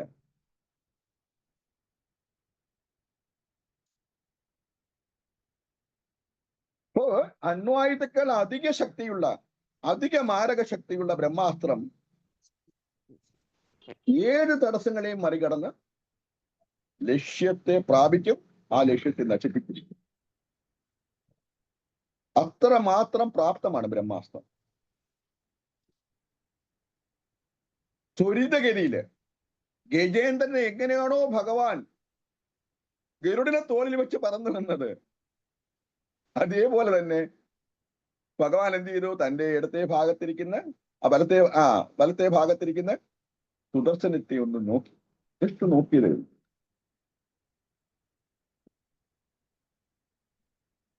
ഇവിടെ ഭഗവാന്റെ ആ ഉള്ള് പറയുന്ന ഒരു ഭാഗമുണ്ട് ഭഗവത്ഗീതയില്, മത്പത്താന പ്രണശ്യതി. അതായത് എന്നെ ആശ്രയിക്കുന്ന ഒരു ഭക്തന് ഒരിക്കലും നാശം സംഭവിക്കില്ല. ഇപ്പൊ ഒന്നാമത് അവിടെ ഭഗവാൻ അല്ലെങ്കിലും തന്റെ മഹാഭക്തന് ഉള്ളിലുള്ള ആ ജ്ഞാനത്താൽ അദ്ദേഹം രക്ഷിക്കും, അതിനകത്ത് യാതൊരു സംശയമില്ല. പക്ഷേ ഇവിടെ ഉത്തരകൂടി തന്നെ ആശ്രയിച്ചിരിക്കുകയാണ് തന്റെ മകനെ രക്ഷിക്കാനായിട്ട്. അപ്പൊ ഡബിൾ ആക്ഷനാണ് ഇവിടെ. അപ്പൊ തന്നെ ആ ഭക്തിയുത സേവനത്തിന്റെ നിലവാരം അനുസരിച്ച് ഭഗവാൻ സംരക്ഷണ വലയം ഒഴുക്കും ഭക്തൻ. ഇവിടെ നിലവാരം എന്ന് പറയാൻ കാര്യം എത്രമാത്രം ശരണാഗതി ഉണ്ടോ ആ രീതിയിലായിരിക്കും ഭഗവാൻ സംരക്ഷണ വലയം ഉണ്ടാക്കുന്നത് എന്ന് വിചാരിച്ച് ഭക്തന് ഹരേ കൃഷ്ണ മഹാമന്ത്രം ചൊല്ലുന്ന ഒരാൾക്ക് സംരക്ഷണം കിട്ടില്ല എന്നല്ല, പക്ഷെ അദ്ദേഹത്തിന് അല്പം പ്രയാസപ്പെടുന്നു. എന്നാ മഹാഭക്തനോ തന്റെ കൈവെള്ളിലയിൽ എടുത്തുകൊണ്ടുപോകും ഭഗവാൻ. അതുകൊണ്ടാണ് ഭക്തിയുത സേവനത്തിന്റെ നിലവാരം അനുസരിച്ച് അനന്യ വിഷയാത്മാനാം എന്ന പദം വളരെ അർത്ഥവത്തമാണ്. ഇവിടെ പാണ്ഡവർ മഹായോദ്ധാക്കളാണ്, ശരിയാണ്. എന്നാൽ അവർ ആശ്രയിച്ചതോ ഭഗവത് സംരക്ഷണം. എപ്പോഴും ആശ്രയിച്ചത് തന്റെ ശക്തികളിലല്ല ഒരിക്കലും പാണ്ഡവർ. ഇപ്പൊ നേരത്തെ നമ്മൾ പറഞ്ഞു, ഭഗവത് ആശ്രയം എടുക്കാത്ത എത്ര ജ്ഞാനിയായിരുന്നാൽ കൂടെയും അവര് യുദ്ധത്തിൽ സ്വാഹയായിരിക്കും. ഭഗവത് ആശ്രയം എടുത്ത പാണ്ഡവർ എങ്ങനെ രക്ഷപ്പെട്ടത്? ഭഗവത് കൃപയാലാണ് രക്ഷപ്പെട്ടത്, അല്ലെ?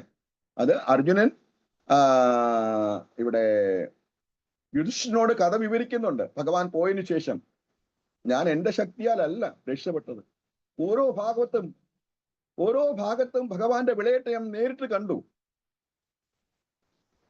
എല്ലാം ഭഗവാന്റെ കരുണയാലാണ് സംഭവിച്ചത്, എന്റെ ശക്തിയല്ല, ഞാൻ വെറും ഒരു അണുവാണ്.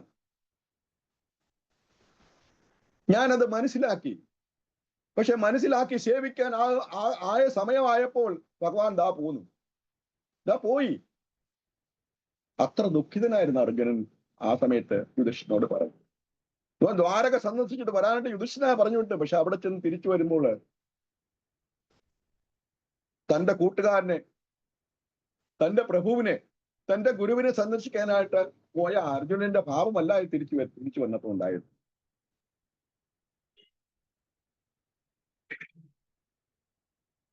അപ്പൊ അവിടെ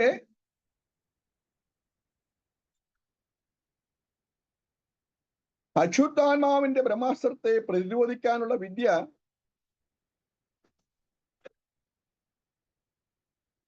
ഈ പറയുന്ന പാണ്ഡവന്മാർക്ക് അറിയാമായിരുന്നെങ്കിലും അതിനുള്ള സമയം കിട്ടിയില്ല.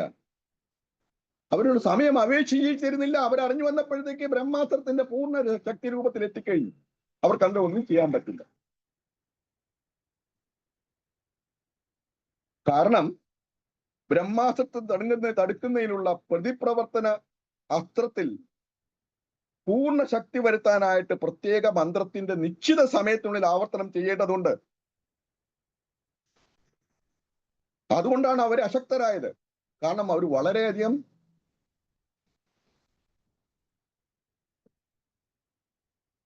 വളരെയധികം ശേഷമാണ് അവരറിയുന്നത്. ഇത് ഭഗവാൻ അറിയാം. എല്ലാത്തിനും കാരണം ഭഗവാൻ തന്നെയല്ലേ, കാരണഭൂതൻ. അപ്പോ ഇതറിയാവുന്ന ഭഗവാൻ താൻ യുദ്ധം അവസാനിച്ചിട്ടില്ല, ഇപ്പോഴും അശ്വത്ഥാമ ജീവിച്ചിരിപ്പുണ്ട്. ഈ യുദ്ധത്തിന്റെ ചക്രം രചിച്ച ആൾ ഇപ്പോഴും ജീവിച്ചിരിപ്പുണ്ട് എന്നറിയാവുന്ന ഭഗവാനാണ്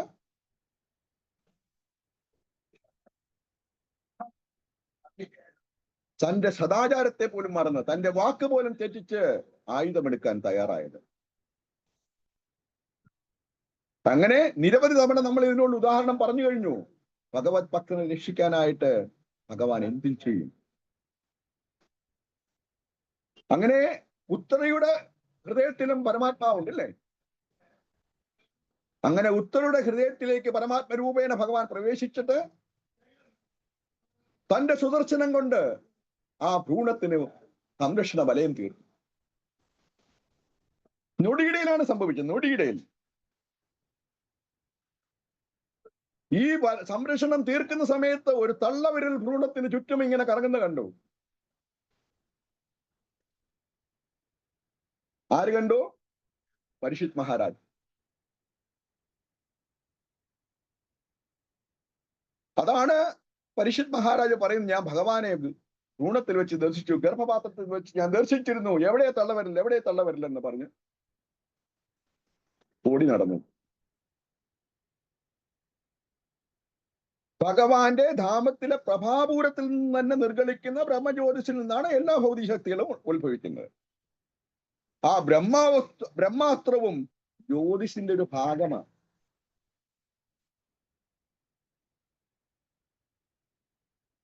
ആ ബ്രഹ്മാസ്ത്രവും ജ്യോതിസിന്റെ ഒരു ഭാഗമാണ്. അതിന് ഭൗതിക ഊർജം ലഭിക്കുന്നത് ആ ബ്രഹ്മജ്യോതിസിൽ നിന്നാണ്.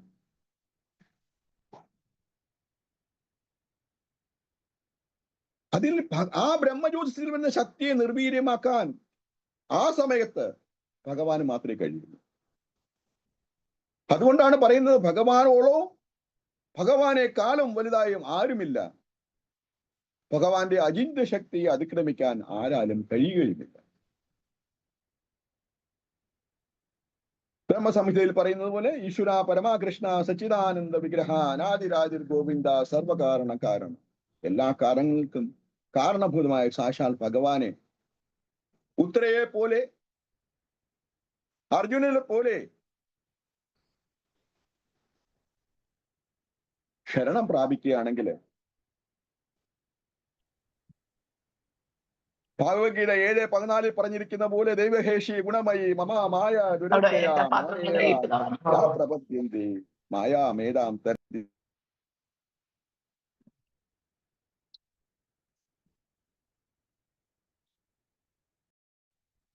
പ്രഭു മൂട്ടായി പോയി. പ്രഭുജി, പ്രഭു മൂട്ടായി പോയി. പ്രഭു അങ്ങ് മൂട്ടിലാണ്. മൂട്ട് മാറ്റാമോ പ്രഭുജി?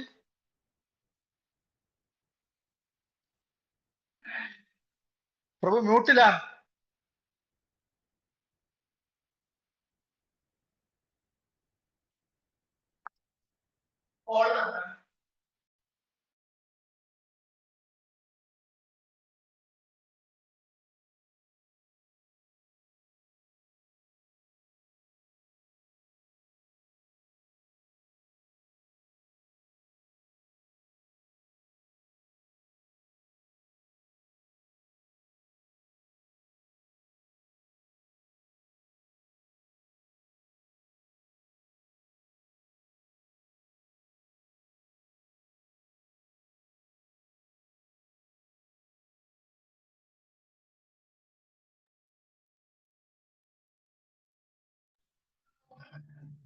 പോയോ?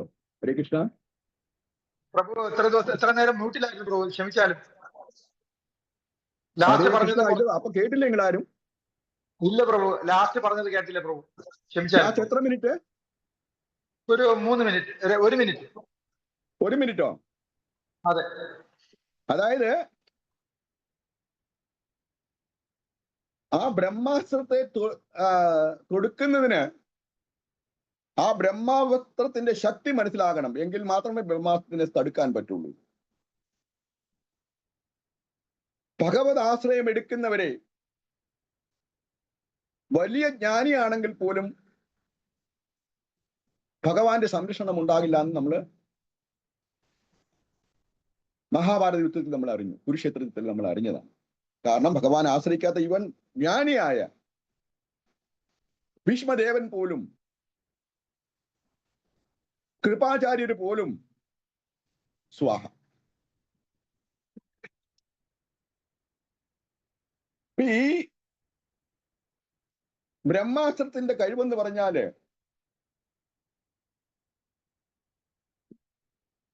അതിന്റെ പ്രതിപ്രവർത്തനമായിട്ട് തൊടുക്കുന്ന അസ്ത്രത്തിന് ശക്തിമത്താക്കാനായിട്ട്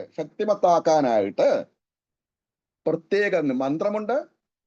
നിശ്ചിത സമയത്തിലുള്ള ആവർത്തനം ചെയ്യേണ്ടതുണ്ട്. അതറിയാവുന്നത് ഭഗവാന് മാത്രമേ അറിയാം. കാരണം ഈ അവസരത്തില് പാണ്ഡവർക്ക് അറിയാം, പക്ഷെ അവർ ഒത്തിരി അധികം വൈകിപ്പോയിരുന്നു. അവർക്കൊന്നും ചെയ്യാൻ, കാരണം ബ്രഹ്മാസ്ത്രം അതിന്റെ പൂർണ്ണ ശക്തിയിൽ എത്തിക്കഴിഞ്ഞു. ഇത് മനസ്സിലാക്കിയ ഭഗവാൻ താൻ യുദ്ധത്തിൽ ആയുധം എടുക്കില്ല എന്ന് പ്രതിജ്ഞ ചെയ്തിട്ട് കൂടി അത് നിലനിൽക്കുമ്പോഴും, ആ വാക്ക് നിലനിൽക്കുമ്പോൾ പോലും ഭക്തവത്സനായ ഭഗവാന് തന്റെ സദാചാരത്തെ ഒന്നും അത്ര കണക്കാക്കിയില്ല. ഏത് രീതിയിലും തന്റെ ഭക്തനെ രക്ഷിച്ചിരിക്കുമെന്നുള്ള ആ നിശ്ചയദാർഢ്യം ഭഗവാൻ എപ്പോഴും ഉണ്ട്. ആ ഭഗവാനാണ് പരമാത്മരൂപത്തില് ഉത്തരയുടെ ഹൃദയത്തിൽ ഇരിക്കുന്ന ആ പരമാത്മരൂപത്തിൽ ഭഗവാൻ പ്രവേശിച്ചത് തന്റെ സുദർശനം കൊണ്ട് ഉത്തരയുടെ ഭ്രൂണത്തിൽ സംരക്ഷണ വലയം തീർക്കുകയാണ് ചെയ്ത്. ഒരു തള്ളവരൽ രൂപത്തിലാണ് ആ ഭ്രൂണത്തിന് ചുറ്റും പാറി നടന്നത്. അപ്പൊ പരിശുദ്ധ മഹാരാജ് പറഞ്ഞു, ജനിച്ചു കഴിഞ്ഞപ്പോൾ ഒരു തള്ളവരൽ രൂപത്തിൽ ഞാൻ ഭഗവാനെ കണ്ടു. ആ തള്ളവരൽ എവിടെ എന്ന് പരിശുദ്ധ മഹാരാജ് ചോദിച്ചത്.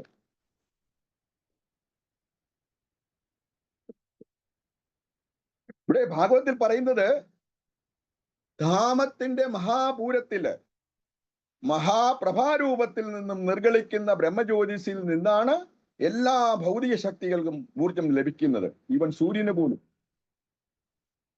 ബ്രഹ്മാസ്ത്രം എന്ന് പറയുന്നത് ആ ജ്യോതിഷത്തിന്റെ ഒരു ഭാഗമാണ്. അതിൽ നിന്നാണ് ബ്രഹ്മാസ്ത്രത്തിന് ശക്തി കിട്ടുന്നത്. അതിൽ നിന്ന് ശക്തി ആവാഹിച്ചാണ് മന്ത്രത്തിൽ കൂടി ബ്രഹ്മാസ്ത്രത്തിൽ നിക്ഷേപിക്കുന്നത്. ഭഗവാൻ മാത്രമേ ആ ബ്രഹ്മാസ്ത്രത്തിന്റെ ശക്തി നിർവീര്യമാക്കാൻ പറ്റുള്ളൂ. ഭഗവാനേക്കാൾ വലുതായി ആരുമില്ല. ഭഗവാന്റെ അചിന്ത ശക്തിയെ അതിക്രമിക്കാനും ആരാലും കഴിയില്ല എന്നാണ് ഈ തത്വം നമുക്ക് വിശദമാക്കി തരുന്നത്. ഈശ്വര പരമാകൃഷ്ണ സച്ചിദാനന്ദ വിഗ്രഹ അനാദിരാജിർ ഗോവിന്ദ സർവകാരണ കാരണം. എല്ലാ കാരണങ്ങൾക്കും കാരണഭൂതനായ ഭഗവാന് അറിയാതെ ഒരു കാരണവുമില്ലാതെ ഒരു ഇല പോലും അനങ്ങില്ല എന്നാണ് തത്വം പറയുന്നത്, നമ്മുടെ ഗ്രന്ഥങ്ങൾ പറയുന്നു. അതിന് ശേഷിയായിട്ട് ഭഗവത്ഗീതയിലെ 7.14 ഒരു ശ്ലോകം കൂടെ എടുക്കുകയാണ് ഞാൻ. ദൈവഹേഷ്യ ഗുണമയി മമ മായ ദുരത്തയ മാമേവ യേ പ്രപദ്യന്തി മായാമേതാം തരന്തി. അതായത് എന്റെ ദിവ്യശക്തിയാണ് ഈ പ്രകൃതി എന്ന് പറഞ്ഞാൽ, അതുകൂടാതെ ഈ ത്രിഗുണങ്ങളും ഞാൻ സൃഷ്ടിച്ചു അതിനെ നയിക്കാനായിട്ട്. ഇത് രണ്ടും ഉൾപ്പെടുന്ന മഹാശക്തിയാണ് മായ. അതിനെ അതിക്രമിക്കാൻ ആർക്കാലും കഴിയില്ല. പക്ഷെ ഒരാൾക്ക് കഴിയും. എന്നെ പൂർണ്ണമായി ആശ്രയിക്കുന്ന വ്യക്തിക്ക് ആ മായയുടെ സമുദ്രം, മഹാസമുദ്രം ഒരു കിടാവിന്റെ കുളമ്പടിയിലുള്ള വെള്ളം പോലെ അതിക്രമിക്കാൻ കഴിയുമെന്നാണ് ഭഗവാൻ ആ ശ്ലോകത്തിൽ കൂടെ പറഞ്ഞിരിക്കുന്നത്. അപ്പൊ ഇതിന്റെ അർത്ഥം, ശരണാഗതിയില് ഒരു ഭക്തർ എങ്ങനെ ആയിരിക്കണം എന്നുള്ള തത്വമാണ് നമ്മളെ പഠിപ്പിക്കുന്നത്.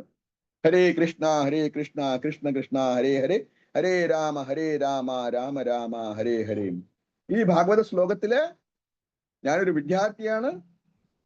എന്റെ ഭാഗത്തുനിന്നും അറിഞ്ഞോ അറിയാതോ ഏതെങ്കിലും തെറ്റു വിഷയങ്ങൾ വന്നിട്ടുണ്ടെങ്കിൽ പരമഭക്തരായ നിങ്ങൾ സദയം ക്ഷമിച്ച് എന്നെ അനുഗ്രഹിക്കണം. ഹരേ കൃഷ്ണ. ഹരിബോൾ. ഹരേ കൃഷ്ണ പ്രഭു. നല്ല ക്ലാസ് ആയിരുന്നു. വളരെ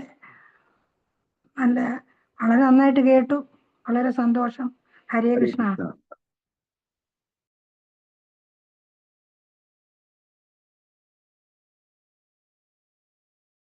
എന്തെങ്കിലും വിട്ടുപോയ കാര്യങ്ങളോ അല്ലെങ്കിൽ എന്തെങ്കിലും സംശയം ഉണ്ടെങ്കിൽ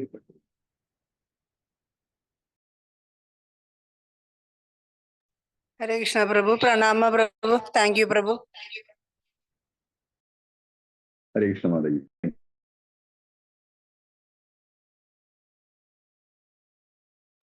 Hare Krishna. Thank you so much Prabhu. Hare Krishna. Hare Krishna. Thank you. എല്ലാ ഭക്തർക്കും എന്റെ പ്രണാമം. ഹരേ കൃഷ്ണ. നമുക്ക് നിർത്താവല്ലേ അല്ലേ? ഹരേ കൃഷ്ണ പ്രഭു. ഹരേ കൃഷ്ണ. ഹരേ കൃഷ്ണ പ്രഭു. പ്രണാമം.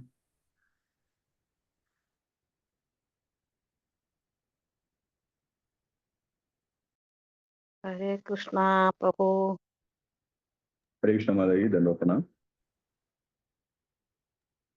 ഹരേ കൃഷ്ണ പ്രഭുജി, വളരെ നന്ദിയുണ്ട് പ്രഭുജി. വളരെ മനോഹരമായ ക്ലാസ് ആണ് താങ്കൾ എടുത്തത്. വളരെ സന്തോഷം. നന്ദി പ്രഭുജി.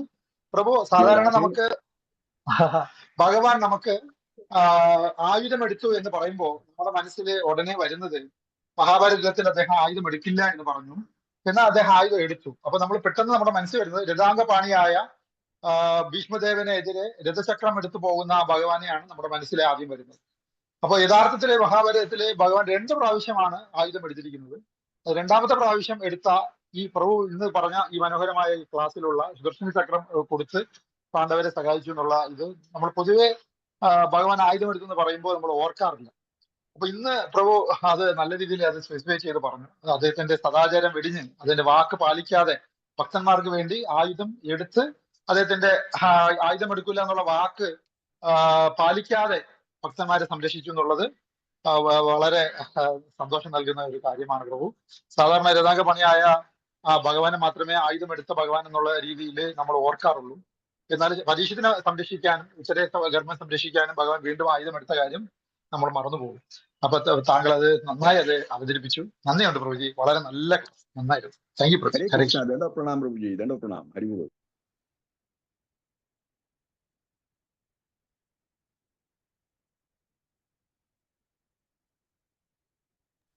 ഹരേ Krishna Prabhu. Prabhuji, with your permission ഒരു അനൗൺസ്മെന്റ് ചെയ്തോട്ടെ പ്രഭു? ചെയ്തോളൂ Prabhu. Thank you. Thank you Prabhu. കൃഷ്ണകൃപയാൽ നമ്മുടെ കഴിഞ്ഞ ക്ലാസ് നമ്മുടെ പ്രിയപ്പെട്ട ഹിസ്റ്ററി സുഹൃത് ഗോപാൽ പ്രഭുവിന്റെ ക്ലാസ്സിൽ നമ്മുടെ ഭക്തന്മാരെല്ലാവരും കൂടെ അടുത്ത ജനറേഷന് വേണ്ടി നമുക്ക് എന്ത് ചെയ്യാം എന്നതിനെ കുറിച്ച് ഒരു ചർച്ച ഉണ്ടായി. അപ്പൊ അത് എല്ലാവരും നല്ല രീതിയിൽ പാർട്ടിസിപ്പേറ്റ് ചെയ്തു. അപ്പോ കൃഷ്ണ കോൺഷ്യസ്നെസ് നെക്സ്റ്റ് ജനറേഷൻ കൊടുക്കാൻ വേണ്ടി നമുക്ക് എന്ത് ചെയ്യാം എന്നതായിരുന്നു അന്നത്തെ ഡിസ്കഷന്റെ പ്രതിപാദ്യ വിഷയം. അപ്പൊ അതിന്റെ അടിസ്ഥാനത്തിൽ ഇപ്പൊ നമ്മളിപ്പോ ഭാഗവതം പഠിക്കണം. നമുക്ക് എന്നും ക്ലാസ്സിൽ ഇസ്കോൺ സെന്ററിൽ പോയി 8 മണിക്ക് ക്ലാസ് കേൾക്കാൻ പറ്റത്തില്ല. നമ്മൾ ഗൃഹസ്ഥരാണ് പലരും. അപ്പൊ അങ്ങനെയുള്ളവർക്ക് വേണ്ടിയാണ് ഈ സൂം ക്ലാസ് നമ്മൾ ഭാഗവതത്തിന് വേണ്ടി പ്രയോജനപ്പെടുത്തുന്നത്. അതിൽ ഭഗവാന്റെ കൃപയാൽ പാർട്ടിസിപ്പേറ്റ് ചെയ്യുന്ന എല്ലാവരും വിജയിച്ചു. റെഗുലറായിട്ട് എല്ലാവരും പാർട്ടിസിപ്പേറ്റ് ചെയ്യുന്നുണ്ട്. അപ്പൊ അതിന്റെ അടിസ്ഥാനത്തിൽ ചൈതന്യ ചരിതാമൃതം പഠിക്കണമെന്ന് ആഗ്രഹിച്ചു. ബിഗിനേഴ്സിന് ഒരു ക്ലാസ് ഇത് രണ്ടും സൂട്ട് അല്ലാത്തത് കൊണ്ട് ഭഗവത്ഗീതയും വേണമെന്ന് ആഗ്രഹിച്ചു. അങ്ങനെ 3 പ്രോഗ്രാമാണ് നമുക്ക് ഡെയിലി നടക്കുന്നത്. രാവിലെ 8 മുതൽ 9 മണി വരെ ഭാഗവതം ക്ലാസ്, വൈകുന്നേരം 5 മുതൽ 6 മണി വരെ ചൈതന്യ ചരിതാമൃതം, രാത്രി 7 മുതൽ 8 മണി വരെ ഭഗവത്ഗീത ക്ലാസ്. ഭഗവത്ഗീത ക്ലാസ് എന്തുകൊണ്ടും ബിഗിനേഴ്സിന് പറ്റിയ ഒരു നല്ലൊരു ക്ലാസ്സുമാണ്. ബാക്കി 2 ക്ലാസ്സും അടുത്ത ലെവലിലേക്ക് പോകുന്ന ആഗ്രഹിക്കുന്ന ഏതൊരു ഭക്തനും സൂട്ടായ 2 ക്ലാസ്സുകളാണ്. ഈ അവസരത്തിലാണ് നമ്മൾ അടുത്ത തലമുറയ്ക്ക് വേണ്ടി, പിള്ളേർക്ക് വേണ്ടി നമുക്ക് എന്ത് ചെയ്യാം എന്ന് ചർച്ച ചെയ്യുന്നത്. അപ്പൊ ഈ അവസരത്തിൽ നമുക്ക് ഓൺലൈൻ ക്ലാസിന്റെ ഈ അവസരം പ്രയോജനപ്പെടുത്തിക്കൊണ്ട് കൊറോണയ്ക്ക് ശേഷം നമുക്ക് പോകാൻ തന്ന ഈ സൂം ക്ലാസ് ആകുന്ന സൗഭാഗ്യത്തിനെ മുൻനിർത്തിക്കൊണ്ട് നമുക്ക് എന്തുകൊണ്ടും നമുക്ക് പിള്ളേരുടെ പ്രോഗ്രാമും ഓൺലൈനിൽ ഒന്ന് തുടങ്ങാൻ ശ്രമിക്കാവുന്നതാണ്. അപ്പോ ഇന്നലെ ഗൗരവപൂർണ്ണമായിട്ട് ബന്ധപ്പെട്ട സുഹൃത് ഗോപാൽ പ്രഭുവും മറ്റു ഭക്തന്മാരും തമ്മിൽ സംസാരിച്ചതിന്റെ അടിസ്ഥാനത്തിൽ നമുക്ക് ഓൺലൈനിൽ ഉടനെ തന്നെ നമുക്കൊന്ന് പിള്ളേരുടെ പ്രോഗ്രാം സ്റ്റാർട്ട് ചെയ്യാമെന്ന് ഭക്തന്മാർ ആഗ്രഹിക്കുന്നു. അപ്പോൾ കാറ്റഗറി വൈസ് തിരിക്കുകയാണെങ്കിൽ എൽ പി പിള്ളേര്, യു പിയിൽ പഠിക്കുന്ന പിള്ളേര്, അതേപോലെ തന്നെ ഹൈസ്കൂൾ പിള്ളേര്, കോളേജ് സ്പെഷ്യൽ, അങ്ങനെ 4 കാറ്റഗറി ഓഫ് ഏജ് ഗ്രൂപ്പിനെ ഡിവൈഡ് ചെയ്ത് വീക്കിലി വൺസ് ആയിട്ട് ഒരു ക്ലാസ് നമ്മൾ സ്റ്റാർട്ട് ചെയ്യുകയാണെങ്കിൽ തീർച്ചയായിട്ടും അത് വളരെ ഇൻസ്പയറിംഗ് ആയിരിക്കും നമ്മുടെ പിള്ളേർക്ക് വേണ്ടി എന്ന് നമ്മൾ വിശ്വസിക്കുന്നു. നേരിട്ടുള്ള പ്രോഗ്രാം അതിൻ്റെതായ പ്രാധാന്യം ഉണ്ട് തന്നെ. പക്ഷെ അത് ആവാത്തിടത്തോളം കാലം ഓൺലൈൻ ആയിട്ടുള്ള അവസരങ്ങളും നമുക്ക് മറ്റൊരു അവസരമായി പ്ലാൻ ബി ആയിട്ട് നോക്കാവുന്നതാണ്. പ്ലാൻ ബി ആകുമ്പോൾ നമുക്ക് പെട്ടെന്ന് നമുക്ക് നടപ്പിലാക്കാൻ കഴിയും. വലിയ പൈസ ചെലവൊന്നുമില്ല. തൊട്ടാല് പ്ലാൻ എ നേരിട്ടുള്ള പ്രോഗ്രാംസിനൊക്കെ ഒരുപാട് ദൂരമുള്ള ആൾക്കാർക്ക് ഒരുമിച്ച് കോർഡിനേറ്റ് ചെയ്യാൻ പറ്റത്തില്ല. അപ്പോൾ പറ്റുന്ന കാര്യം നമുക്ക് ചെയ്യാം, പറ്റാത്ത കാര്യം കൃഷ്ണൻ നോക്കിക്കോളും എന്ന് പറയും പോലെ നമുക്ക് പറ്റുന്നത് പോലെ നമുക്കൊന്ന് തുടങ്ങിയാലോ എന്ന് ഭക്തന്മാർ ആഗ്രഹിക്കുന്നു. അപ്പോ 4 കാറ്റഗറി ഓഫ് ക്ലാസ് ആണ് ആവശ്യമുള്ളത്.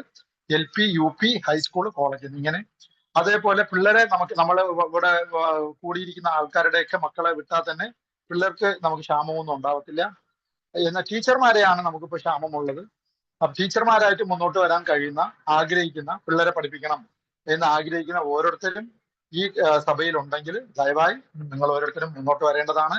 അങ്ങനെ ആകുന്ന പക്ഷം നമുക്ക് അവർക്ക് വേണ്ടുന്ന ട്രെയിനിങ്ങും കാര്യങ്ങളും മെറ്റീരിയൽസും ഒക്കെ നമുക്ക് തീർച്ചയായിട്ടും പ്രൊവൈഡ് ചെയ്യാൻ പറ്റും ഇസ്കോണിലെ അതിനനുസരിച്ചുള്ള നല്ലൊരു റിസർച്ച് നടത്തി വലിയ വലിയ ഭക്തന്മാർ ഒരു സിലബസ് തന്നെ ഉണ്ടാക്കി വെച്ചിട്ടുണ്ട്. അതൊക്കെ നമുക്ക് ഇംപ്ലിമെന്റ് ചെയ്യാം. അതുകൊണ്ട് ഈ ടീച്ചർമാര് ഓരോരുത്തരും എനിക്ക് എന്തെങ്കിലും ചെയ്യണം എന്ന് ആഗ്രഹിക്കുന്ന ഏതെങ്കിലും ഒരു ഡിവോട്ടി മാതാജീസോ പ്രഭുസോ ഈ കൂട്ടത്തിൽ ഉണ്ടെങ്കിൽ ദയവായി മുന്നോട്ട് വരണമെന്ന് ഈ അവസരത്തിൽ വിനീതമായി അഭ്യർത്ഥിക്കുന്നു. Thank you പ്രഭുജി. നന്ദി പ്രഭുജി. ഹരേ കൃഷ്ണ. പ്രഭുജി, ഇന്നലെ ഉണ്ടായ സംഭവം ഞാനത് പറയാൻ വിട്ടുപോയി.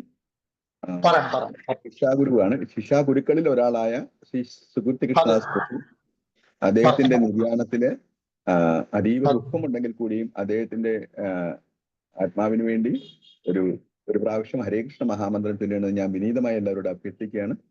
ഹരേ കൃഷ്ണ. ഇന്നലെ നമ്മൾ ചെയ്തിരുന്നു, ഇന്ന് നമുക്ക് ചെയ്യണം, തീർച്ചയായിട്ടും ചെയ്യണം. നമ്മളിൽ ഒരാളായ നമ്മുടെ കൂടെ എല്ലാ വ്യാഴാഴ്ചകളിലും നമുക്ക് ചൈതന്യ ചരിതാമൃതത്തിന്റെ അമൃത് നൽകിയ പ്രിയപ്പെട്ട സുകൃതി പ്രഭു ശരീരം ഉപേക്ഷിച്ചിരിക്കുന്നു.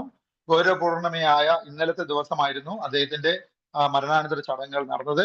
ഇന്ന് ക്ലാസ് എടുത്ത പ്രിയപ്പെട്ട ഗംഗാനാഥ് പ്രഭു അടക്കം ഉള്ള ഭക്തന്മാര് ആ സെറമണിയിൽ പങ്കെടുത്തിരുന്നു. അപ്പൊ അദ്ദേഹത്തിന്റെ ആത്മശാന്തിക്ക് വേണ്ടി നമുക്ക് ഓരോരുത്തരും പ്രഭു പറഞ്ഞതുപോലെ ഹരേ കൃഷ്ണ മന്ത്രം 3 പ്രാവശ്യം നമുക്ക് പറയാം. ഹരേ കൃഷ്ണ പ്രഭു ലീഡ് ചെയ്ത. ഹരേ കൃഷ്ണ കൃഷ്ണ ഹരേ ഹരേ ഹരേ ഹരേ രാമ ഹരേ ഹരേ രാമ രാമ ഹരേ രാമ രാമ ഹരേ രാമ രാമ രാമ ഹരേ രാമ ഹരേ ഹരേ ഹരേ കൃഷ്ണ ഹരേ ഹരേ കൃഷ്ണ കൃഷ്ണ കൃഷ്ണ ഹരേ ഹരേ ഹരേ രാമ രാമ രാമ ഹരേ ഹരേ കൃഷ്ണ കൃഷ്ണ കൃഷ്ണ ഹരേ ഹരേ ഹരേ ഹരേ രാമ ഹരേ രാമ രാമ ഹരേ ഹരേ